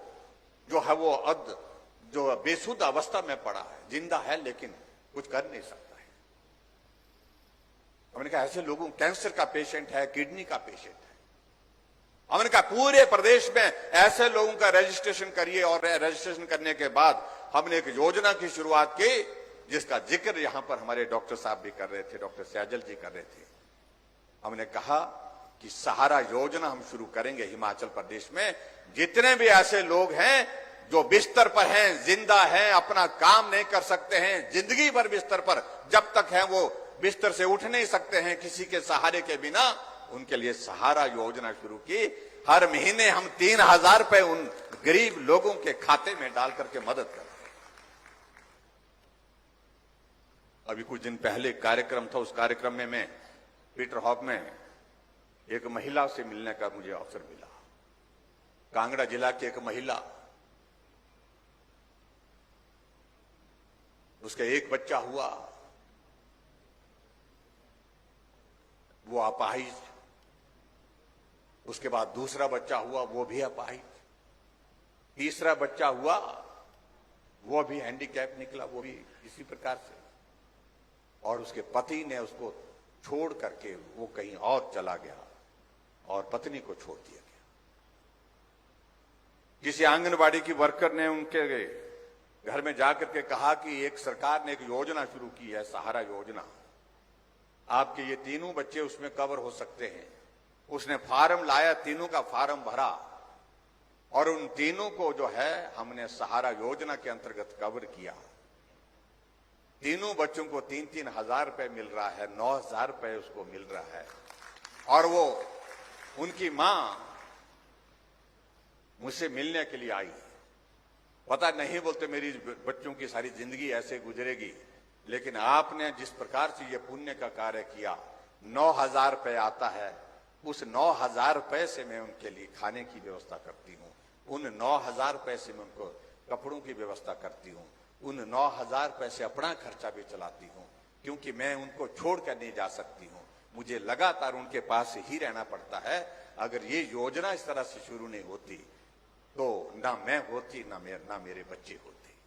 यानी कि मैं विवश हो जाती इस दुनिया से जाने के लिए। ये भाव व्यक्त किए उस महिला ने। लेकिन जो लोग लंबे समय तक रहे, बार बार रहे, जिनको बड़ा आदमी कहा जाता है, वो क्यों नहीं सोचे इस बात को लेकर के। मैं उस सारी चीज को लेकर के कुछ नहीं कहना चाहता। हमने कोशिश की है गरीब के करीब रह करके उनकी मदद करने की, और जिस भाव को शायद वो लोग समझ नहीं पाते। एक गरीब परिवार की बेटी, बीपीएल परिवार की बेटी, हर मां बाप का एक भाव होता है कि जब मेरी बेटी की शादी हो तो मैं भी अपने रिश्तेदारों को, सगे संबंधियों को बुलाऊं, उनके साथ में विदाई करूं। लेकिन गरीबी के कारण वो कई बार ये करने की स्थिति में नहीं हो पाता है। हमने कहा ऐसी बेटी के लिए मदद करनी चाहिए हमको सरकार से, और हमने तय किया जो बीपीएल परिवार की जितनी भी बेटियां हिमाचल प्रदेश में, जिस दिन बेटी की शादी होगी उस दिन उस बेटी के लिए 31,000 रुपए का शगुन हम हिमाचल प्रदेश सरकार की ओर से उसको देंगे, शुभकामनाएं देंगे आने वाले समय के उसके जीवन के लिए। मुझे कांगड़ा में जाने का मौका मिला। एक बेटी वहां पर मंच पर, जिसको शगुन योजना के अंतर्गत 31,000 रुपए थे, उसको बुलाया। उन्होंने कहा कि मेरी शादी हुई। मैंने प्रश्न पूछा कि, मैंने कहा, बोलते हमारे माँ बाप बहुत गरीब हैं, मजदूरी करते हैं, मजदूरी करके ही परिवार को चलाते हैं। और फिर मैंने आगे पूछा, मैंने कहा शगुन योजना के अंतर्गत आपको 31,000 रुपये मिला, तो मैं आपसे जानना चाहता हूं कि वो 31,000 रुपये आपने खर्च किए या अपने खाते में जमा किया या अपने पति के खाते में जमा किए। उस बेटी ने भावुक होकर के कहा कि मैं धन्यवाद करना चाहती हूं आपका कि आपने 31,000 रुपये हमको शगुन योजना के अंतर्गत दिए, लेकिन मैंने वो पैसे ना अपने खाते में जमा किए ना अपने पति के खाते में जमा किए। मुझे जब वो पैसे मिले, मैंने वो पैसे अपने पिताजी को दे दिए। मैं भी हैरान हुआ कि मैंने कहा पिताजी को क्यों दिए? उसने कहा कि हर मां बाप का एक सपना होता है कि बेटी की जब विदाई होती है तो उस विदाई के कार्यक्रम को भव्य करना चाहते हैं, लेकिन गरीब होने के कारण बड़ा नहीं हो सकता है, तो कम से कम इतनी इच्छा जरूर होती है कि मैं अपने सगे संबंधियों को, रिश्तेदारों को बुला करके उनके समक्ष जो है आशीर्वाद देकर के बेटी को विदा करूं। मेरे पिताजी ने भी यही किया कि अपने रिश्तेदारों को बुलाया, सगे संबंधियों को बुलाया, गांव के लोगों को भी, और खाने का, भोजन का इंतजाम किया, मेरी विदाई की। और विदाई के साथ साथ में मैंने इस बात को बहुत देख लिया था कि पिताजी ने उस सारी चीज के लिए जो पैसा जो रिश्तेदारों के और सगे संबंधियों के वहां पर भोजन पर खर्च हो रहा था, उसके लिए भी अपने किसी रिश्तेदारों से मदद ली कि आप हमको दीजिए, उसके बाद हम लौटा देंगे। मुझे लगा कि मेरे लिए ये बहुत बोझ रहेगा कि मैं तो चले जाऊंगी दूसरे घर, लेकिन मेरे पिताजी मेरी विदाई का खर्च के लिए जो लोगों से पैसा लिए उसको किस्तों में चुकाते रहेंगे। इसलिए जो 31,000 रुपये आए, तो मैंने वो 31,000 रुपये अपने पिताजी के हाथों में दिए। जो आपने लोगों से ऋण लिया है उसको इससे ही चुकता करने की कोशिश करिए। आप कल्पना करिए कि बेटी का भाव पिता के लिए क्या हो सकता है। पिता भी सामने खड़े थे और मैं देख रहा था जिस तरह से उस बेटी ने अपनी भावनाओं को वहां पर व्यक्त किया, तो सारा पंडाल की आंखों में आंसू। एक बेटी इस प्रकार से अपने पिता के लिए कर सकती, यहां तक सोच सकती। हमने इस तरह से भावनाओं के साथ इस प्रदेश को आगे बढ़ाने का प्रयत्न किया। पूरा में सरकारें रही, सारे सरकारें दन दना करके चलती रही, लेकिन भावनाओं से नहीं जुड़ पाए, क्योंकि वो बड़े लोग थे। बड़े लोग छोटे लोगों की भावनाओं को नहीं समझ पाए। हम छोटे लोग हैं, हमने छोटे लोगों के साथ अपनी भावनाओं को साझा करने की कोशिश की। ये अंतर है। इसलिए भाई और बहनों, बहुत सारी बातों का हम जिक्र करें। हमने एक उज्ज्वला योजना प्रधानमंत्री जी ने शुरू की पूरे देश के लिए, और प्रधानमंत्री जी की उज्ज्वला योजना को हमने कहा कि हिमाचल में बहुत सारे परिवार छूट गए। ये गैस का चूल्हा हर आदमी के घर में पहुंचना चाहिए। एक गरीब बहन, हमारी एक गरीब मां देखती है कि मेरे पड़ोस में गैस का चूल्हा आ गया, काश मेरे घर में भी होता, लेकिन अपनी भावना को व्यक्त नहीं कर पाती थी। हमने कहा, जब उज्ज्वला योजना के अंतर्गत हमने गैस के चूल्हे बांटने शुरू किए, तो कुछ महिलाएं हमसे मिली कि हम उसमें उज्ज्वला योजना के अंतर्गत कवर नहीं हो पा रहे हैं, हमारे लिए भी गैस का कुछ इंतजाम, गैस की चूल्हा होना चाहिए, गरीब लोगों के लिए भी सोचना चाहिए आपको। एक महिला ने थोड़ा ऐसे जरा थोड़ा ज्यादा जोश से ही बोल दिया, हम गरीब लोगों की कोई नहीं सुनता बोलते, हम लोगों के गरीब लोगों के लिए कोई नहीं करता बोलते हैं, ये गैस का चूल्हा अमीर लोगों के लिए। मैंने कहा अमीर के लिए नहीं है, मोदी जी ने गरीब लोगों को भी दे। बोलते हमको तो नहीं मिला। अब उसका भाव जितना था, वो जिस तरह से अपने गांव की भाषा में अपनी बात कह सकती तो उसने क्या डाली, लेकिन दिल को छू गई बात। मुझे लगा कि इनकी जो भावना है उनका सम्मान होना चाहिए। मैंने अधिकारियों को बुलाया, मैंने कहा क्या हम जो बाकी जो गरीब परिवार बचे हैं उनके लिए गैस का इंतजाम कर सकते हैं? कहा साहब बहुत पैसा लगेगा। हमने कहा पैसा लगेगा, लेकिन इस सुविधा को देना है पर्यावरण भी ठीक रहेगा, उनका स्वास्थ्य भी ठीक रहेगा। हमने कहा कि शुरुआत करते हैं, जिसका जिक्र यहां पर डॉक्टर राजीव सहजल जी ने किया। हमने उस योजना का नाम ही इस प्रकार से रखा, गृहिणी सुविधा योजना। गृहिणी का अभिप्राय है जिसका हर घर ऋणी है, उसको गृहिणी कहते हैं। और यहां जो मेरे सामने जो माताएं बहनी बैठी हैं, तो आप सबके लिए उस योजना को शुरू किया। और मुझे इस बात की खुशी है कि पूरे देश में हिमाचल पहला प्रदेश है जहां हर घर में गैस का चूल्हा पहुंचाया। गरीब से गरीब परिवार में भी गैस का चूल्हा पहुंचा करके हम सफल हुए। 3,34,000 से ज्यादा गैस के चूल्हे घर घर में हिमाचल प्रदेश में, जो लंबे समय तक सत्ता में रहे, जिनको बड़ा बड़ा कहा जाता है, बड़े बड़े नेता कहा जाता है, उन्होंने कभी सोचा इस बात को लेकर के कि गरीब महिला, गांव की गरीब उस बेटी के, बहन के घर में, उस माता के घर में गैस का चूल्हा पहुंचाने के लिए हम काम करें? सोचा होता तो करते, सोच ही नहीं आई। क्योंकि इसलिए नहीं आई कि वो बड़े थे। गैस का चूल्हा हमारे घर में ही होना चाहिए। सबके घर में इसकी क्या आवश्यकता है? ये भाव रहे होंगे, मैं उस बारे में नहीं कह सकता हूं क्या भाव रहे होंगे, लेकिन इतना मैं कह सकता हूं कि गरीब आदमी के बारे में सोचने का विषय नहीं बन पाया। लेकिन हमने इस काम को पूरा किया। क्यों? क्योंकि मैं छोटा आदमी हूं, मैंने भी गरीबी को देखा है। मेरे घर में गैस का चूल्हा तब आया जब मैं सारे गांव में देख रहा था, सबके घर में आया, उसके बाद घर में गैस का चूल्हा है। क्योंकि सबके घर में गैस का चूल्हा संभव नहीं था। तो इसलिए बहुत सारी चीजों को लेकर के हम कहते हैं। और इसी तरह से बहुत सारी योजनाएं हमने हिमाचल प्रदेश में अभी तय किया कि हम महिलाएं हैं और महिलाएं आबादी का आधा हिस्सा है।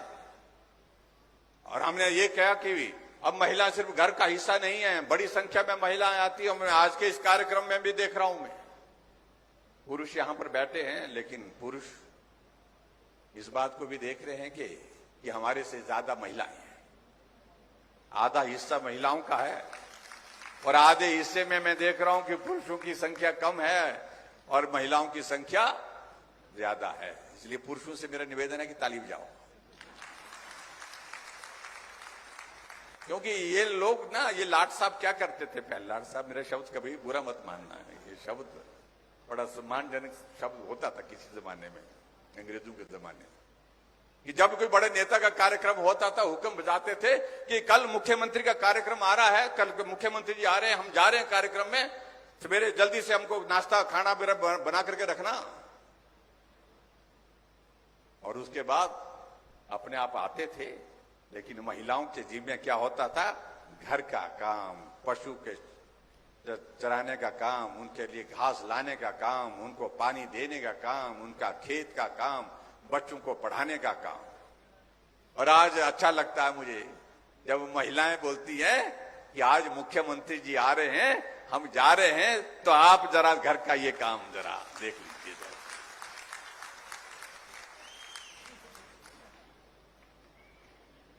और फिर यहां से भी मैसेज भी कर देती है, हम थोड़ा देर हो रही है, शाम का खाना भी बना करके रख लेना। व्हाट्सएप मैसेज कर देती हैं।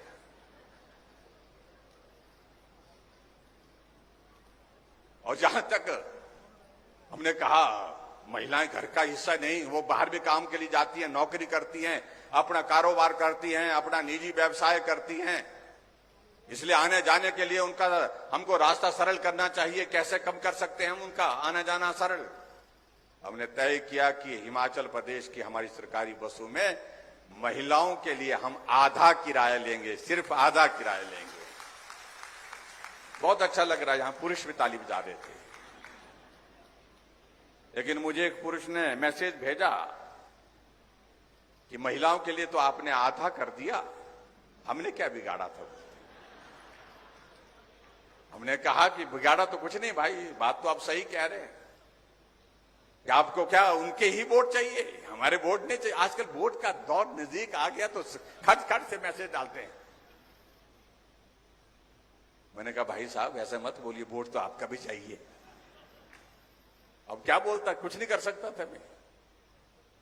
तो ऐसे में मैंने कहा भाई साहब एक बात सुन लीजिए, ये मैंने कहा महिलाओं का किराया आधा हुआ, इसमें आपको भी तो लाभ होगा। बोलता हमें क्या होगा, हमें तो पूरा किराया देना पड़ेगा। मैंने कहा देना पड़ेगा आपको, लेकिन ये तो सोचिए जरा, जब महिलाएं जाती हैं तो बटुआ तो आपका खुलता है। वो तो हाँ वो तो है। तो मैं कहा आधा खुलता है ना, वो तो हाँ वो तो थोड़ा तो फर्क पड़ेगा बोलते हैं। मैं कहा थोड़ा नहीं आधा फर्क पड़ेगा आपको, क्योंकि हमारे यहां पर महिलाएं स्वावलंबी तो हैं, लेकिन फिर भी एक उनका एक स्वभाव होता है, जो भी वो कमाती हैं वो पति के पास भी देती हैं, पति के पास जमा करती हैं, पति से ही पैसा लेकर के जाती हैं। ये भी परंपरा है, या अपने खाते में जमा करती हैं तो उसे भी तो। लेकिन ये सारा भाव जब हमने ये किया तो कांग्रेस के एक नेता नौजवान फेसबुक पर आ गए कि सारी महिलाओं को मुफ्तखोर बना दिया। हमने कहा भी मुफ्तखोर वाली बात क्या है? हमने महिला सशक्तिकरण की अगर बात कही अगर, तो मैं समझता हूं कुछ गलत नहीं किया। लेकिन बड़ी दिलचस्प बात है, अभी कुछ दिन पहले मैं एक दिन अखबार में खबर पढ़ रहा था, एक नेता ने भाषण दिया, उसी पार्टी के एक नेता ने भाषण दिया, जब हमारी सरकार आएगी 18 साल से 60 साल की महिलाओं के लिए हम 1500 रुपए हर महीने का खाते में डालेंगे। हाँ 1500 रुपए खाते में डालेंगे।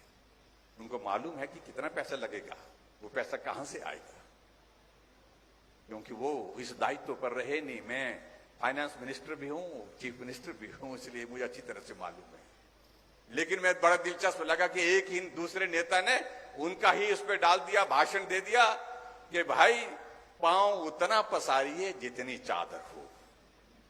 इसलिए इस तरह की घोषणा नहीं करिए। हमारी पार्टी कांग्रेस पार्टी बहुत जिम्मेवार पार्टी है, हम ऐसी कोई बात नहीं करेंगे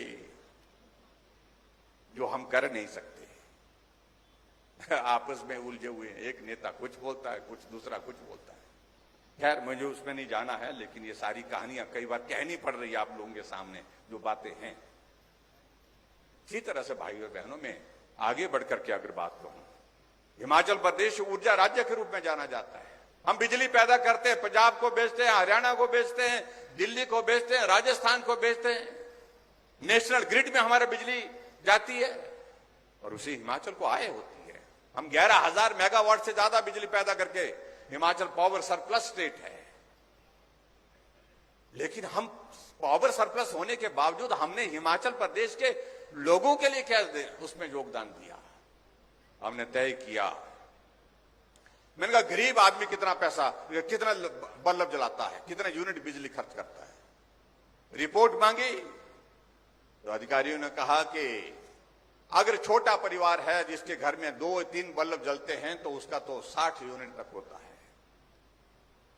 अगर जिसके पास परिवार बड़ा है, ज्यादा बड़ा घर है, जिसके 7-8 कमरे हैं, 7-8 कमरे में बिजली चलती है, 7-8 बल्ब चलते हैं, तो उसका 100 यूनिट तक जाता है।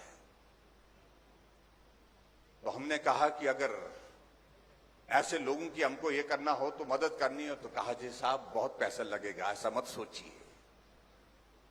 हमने कहा कि हम उन गरीब लोगों के लिए, मध्यम वर्गीय लोगों के लिए मदद करना चाहते हैं जो हिमाचल प्रदेश में 5 बल्ब, 6 बल्ब, 4 बल्ब अपने घर में जलाते हैं, 100 यूनिट, 120 यूनिट ऐसे खर्च करते हैं। तो हमने तय किया कि हिमाचल प्रदेश में हम सभी 125 यूनिट जो है सभी हिमाचल वासियों को जीरो बिल पर देंगे, बिना पैसे के देंगे हर घर में। इस बात को लेकर के हमने आग्रह किया कि जीरो बिल आएगा जो 125 यूनिट से कम खर्च करेगा। और आपने देखा भी होगा जुलाई महीने का बिल आया बिल ना, बिल आया, लेकिन कितना आया? जीरो बिल आया। लंबे समय तक कुछ लोग रहे, बार बार कुछ लोग रहे, लेकिन ऐसे वर्ग के लिए नहीं सोच पाए। 15 लाख लोग हिमाचल पर, 15 लाख परिवार ऐसे हैं हिमाचल प्रदेश में जो 125 यूनिट से कम खर्च करते हैं। और हिमाचल प्रदेश में हमारे यहां पर क्या होता था, चाहे लट्टू एक लगा हो तो भी 55 रुपए हर महीने का देना पड़ता था बिजली का किराया, क्योंकि 15 रुपए मीटर के फिक्स चार्जेस होते थे और 40 रुपए सर्विस चार्जेस के आते थे। लट्टू जले चाहे लट्टू ना जले, मीटर घूमे चाहे ना घूमे, 55 रुपए हर महीने के देने ही पड़ते थे, उस गरीब आदमी को भी देने पड़ते थे। हमने कहा ये सारी चीजें बंद और 125 यूनिट तक हिमाचल प्रदेश में जीरो बिल देंगे, ना मीटर का ना सर्विस चार्जेस के। ये जिम्मेवारी हमने हिमाचल प्रदेश सरकार ने अपने ऊपर ली। तो हमें कहा कि मुफ्तखोर बना दिया, और अब वही लोग बोल रहे हैं कि हम 300 यूनिट बिजली के फ्री देंगे। अरे हम तो 125 यूनिट देना शुरू कर चुके हैं। हमने 50% जो है महिलाओं का किराया माफ कर दिया। वो कह रहे कि हम जब आएंगे कहां से? जब आने देंगे तो ना, जब आने ही नहीं देंगे तो आएंगे कहां से? हम आएंगे। क्यों आएंगे? कैसे आएंगे? क्यों आने देंगे? प्रश्न है ना। अरे पूरे देश भर में कहीं आने जाने के लायक नहीं रहे तुम। उत्तर प्रदेश में चुनाव हुआ, उत्तर प्रदेश के चुनाव में 400 सीटें, 2 सीटें जीती और 367 सीटों पर जमानत जब्त हुई वहां पर। यह स्थिति उस पार्टी की जो पार्टी देश में लंबे समय तक सत्ता में रही, उस पार्टी की। यह हमारी आपकी वजह से नहीं हुई, उनकी अपने करतूतों की वजह से, अपने कारनामों की वजह से, अपने कर्मों की वजह से परिस्थिति हुई। और आज हमारे लिए खुशी है कि हमारे देश के यशस्वी प्रधानमंत्री नरेंद्र भाई मोदी जी के नेतृत्व में देश आगे बढ़ रहा है। और नरेंद्र भाई मोदी जी ऐसे नेता जो हिमाचल को अपना घर मानते हैं, जो शिमला पहुंचते हैं तो माल रोड पर पैदल चलने के लिए निकल पड़ते हैं। आज से पहले भी प्रधानमंत्री कुछ आए और सो करके चले गए। ये अंतर है। और भाई और बहनों, हमारे लिए हिमाचल देवभूमि के लिए ये सौभाग्य की बात है कि ऐसा मजबूत नेतृत्व भारत को मिला। संकट कोविड का था, बड़ा संकट था, लेकिन उसके बावजूद चट्टान की तरह लोग खड़े हुए। जो मोदी जी ने कहा लोगों ने माना। डॉक्टर और साइंटिस्ट ने कहा कि इस कोविड से बचने का कोई दवाई नहीं है, सिर्फ वैक्सीन अगर बन जाएगी तो जीवन बच सकता है। मोदी जी ने सबको बुलाया, कहा कि बनाओ, क्यों नहीं बना रहे हो, जल्दी बनाओ, जो मदद चाहिए वो मदद देंगे। मदद दी गई और साइंटिस्ट ने वैक्सीन बना करके तैयार की और वैक्सीन का ट्रायल कंप्लीट हुआ। ट्रायल कंप्लीट होने के बाद, टेक्निकल ट्रायल होने के बाद, जब वैक्सीन लगाने के लिए आह्वान किया, आदरणीय प्रधानमंत्री जी ने देश के लोगों के सामने कहा कि बिना पैसे के वैक्सीन दे रहा हूं, मेरे लिए आप सबकी जिंदगी सबसे कीमती है, इसलिए कीमत नहीं लेंगे, हम बिना पैसे के आपको वैक्सीन उपलब्ध करा रहे हैं। आप सबसे मेरा निवेदन है कि आप वैक्सीन लगाइए। तो कांग्रेस के नेता कहने लगे हम तो नहीं लगाएंगे, तो मोदी वैक्सीन है, ये तो भाजपा की वैक्सीन है, इसका ट्रायल पूरा नहीं हुआ है, वैक्सीन लगाएंगे तो साइड इफेक्ट हो जाएंगे, आंखों की नजर चले जाएगी, किडनी फेल हो जाएगी, कुछ कई तरह की बातें कही। आने वाली पीढ़ी जो है वो टेढ़ी मेढ़ी उड़ जाएगी। एक तरफ देश संकट में पड़ा हुआ, हर आदमी का जीवन बचाने का मात्र रास्ता एक ही था कि वैक्सीन लगाओ। लेकिन कांग्रेस ने भयानक प्रचार किया विरोध में। लेकिन मैं पूरे देश की जनता का आभार व्यक्त करता हूं और हिमाचल प्रदेश की तो मैं विशेष तौर से करता हूं कि आपने पहली डोज भी पूरे देश में सबसे पहले पूरी की, पहले नंबर पर रहा हिमाचल, और दूसरी डोज पर भी पहले नंबर पर रहे। आशा वर्कर, आंगनबाड़ी वर्कर, हमारे फार्मासिस्ट, हेल्थ केयर वर्कर्स जितने भी हैं, डॉक्टर्स, सब लोगों ने बेहतरीन काम किया। सबके लिए मैं धन्यवाद करता हूं।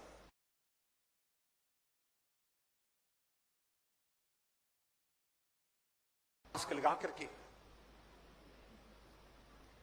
और कांग्रेस वाले पूछते रहे जो वैक्सीन लगा के आ रहे थे, आपने वैक्सीन लगा दी? उन्होंने कहा जी हाँ लगा दी जी। बुखार तो नहीं आया आपको? बोलते नहीं जी बुखार तो नहीं आया। चक्कर तो नहीं आया? कोई बोलता है, बोलते नहीं चक्कर भी नहीं आया। थोड़ी सुस्ती तो नहीं पड़ी? बोलता आपको? बोलते ना, बोलता सुस्ती भी नहीं पड़ी। कुछ जब हुआ ही नहीं कुछ था, वो आदमी सच बोलता है कि भाई कुछ नहीं हुआ, फिर चुपचाप मास्क लगा करके वैक्सीन सेंटर जाता है और वैक्सीन लगाता है और नर्स को बोलता है सिस्टर अगली डोज कब लगेगी? आप अंदाजा लगाइए उनकी सोच का। कहा कहा क्या करना था, क्या कर रहे हैं वो लोग। और आज हम हजारों की संख्या में यहां पर अगर हम बैठे हैं तो ये श्रेय देश के यशस्वी प्रधानमंत्री नरेंद्र भाई मोदी जी को जाता है, जिन्होंने वैक्सीन बिना पैसे के उपलब्ध कराई। देश के लोगों का जीवन मेरे लिए महत्वपूर्ण है। आओ हम सब लोग मिलकर के जो है इस अभियान में जुड़े और वैक्सीन का अभियान को पूरा करें। पहली डोज भी लगी, दूसरी डोज भी लगी और अब तो तीसरी डोज भी लग रही है। और उसमें भी मेरा आप सबसे निवेदन है कि जिनको नहीं लगी होगी तो वो लगा ले। अपने आप को सुरक्षित करना है। इसलिए भाई और बहनों, हम बहुत सारी बातें कहेंगे तो बहुत लंबी बात चली जाएगी। मेरी बात बहुत लंबी हुई, लेकिन मुझे अच्छा लगा कि अर्की के लोग बहुत अच्छे हैं। वो भाषण सुनते हैं और देर तक बोलते हैं तो भी सुनते हैं। मैं आप सबको बहुत बधाई देता हूं। हम आप सबके बीच में इतना जरूर कहना चाहते हैं, आप सबका आशीर्वाद हिमाचल प्रदेश में आने वाले समय में जो हमारी सरकार फिर सत्ता में आएगी, निश्चित रूप से आएगी। जो रिवाज बदलने की बात कह रहे हैं वो इसलिए कह रहे हैं कि पूरे देश में रिवाज बदल गया। हमारा पड़ोस का उत्तराखंड में कभी सरकार नहीं बनी थी। उत्तराखंड बनने के पश्चात दोबारा 5 साल के बाद भाजपा की सरकार फिर से बनी। धामी जी थे, फिर धामी जी सत्ता में। योगी जी उत्तर प्रदेश में, वहां पे 5-5 साल के बाद सरकार बदल जाती थी। 37 वर्षों के बाद फिर उत्तर प्रदेश में भाजपा की सरकार के बाद फिर से भाजपा की सरकार बनी। योगी जी थे, फिर योगी जी, रिवाज बदला, फिर सरकार बनी। मणिपुर में, गोवा में, हमारा पड़ोस का राज्य हरियाणा, जहां जमानतें जब्त होती थी हमारी पार्टी की, दूसरी बार हमारी सरकार चल रही है मनोहर लाल जी की अध्यक्षता में, नेतृत्व में। तो हिमाचल प्रदेश में कि रिवाज क्यों नहीं बदलेगा भाई? जब पूरे देश में बदल गया तो हिमाचल में भी बदलेगा। और हिमाचल की आवश्यकता है डबल इंजन की सरकार। हिमाचल की आवश्यकता है नरेंद्र भाई मोदी जी और मजबूत हो, इसलिए ताकि हिमाचल के विकास के लिए पैसा और मिल सके, हिमाचल के विकास के लिए हम काम कर सके। इसलिए मेरा आप सबसे निवेदन है कि आने वाले समय में जब भी ये चुनाव आएगा, 2 महीने के बाद जब ये चुनाव का दौर आएगा, तो आप सबका आशीर्वाद चाहिए। जो पिछली बार कमी रही है उस कमी को आप पूरा करेंगे। और ए फॉर अर्की पहला अक्षर है, चाहे वो हिंदी में बोलो चाहे अंग्रेजी में बोलो, ये शुरुआत अच्छी होनी चाहिए भाई। अर्की से शुरुआत अच्छी करिए, ये मेरा आप सबसे निवेदन है।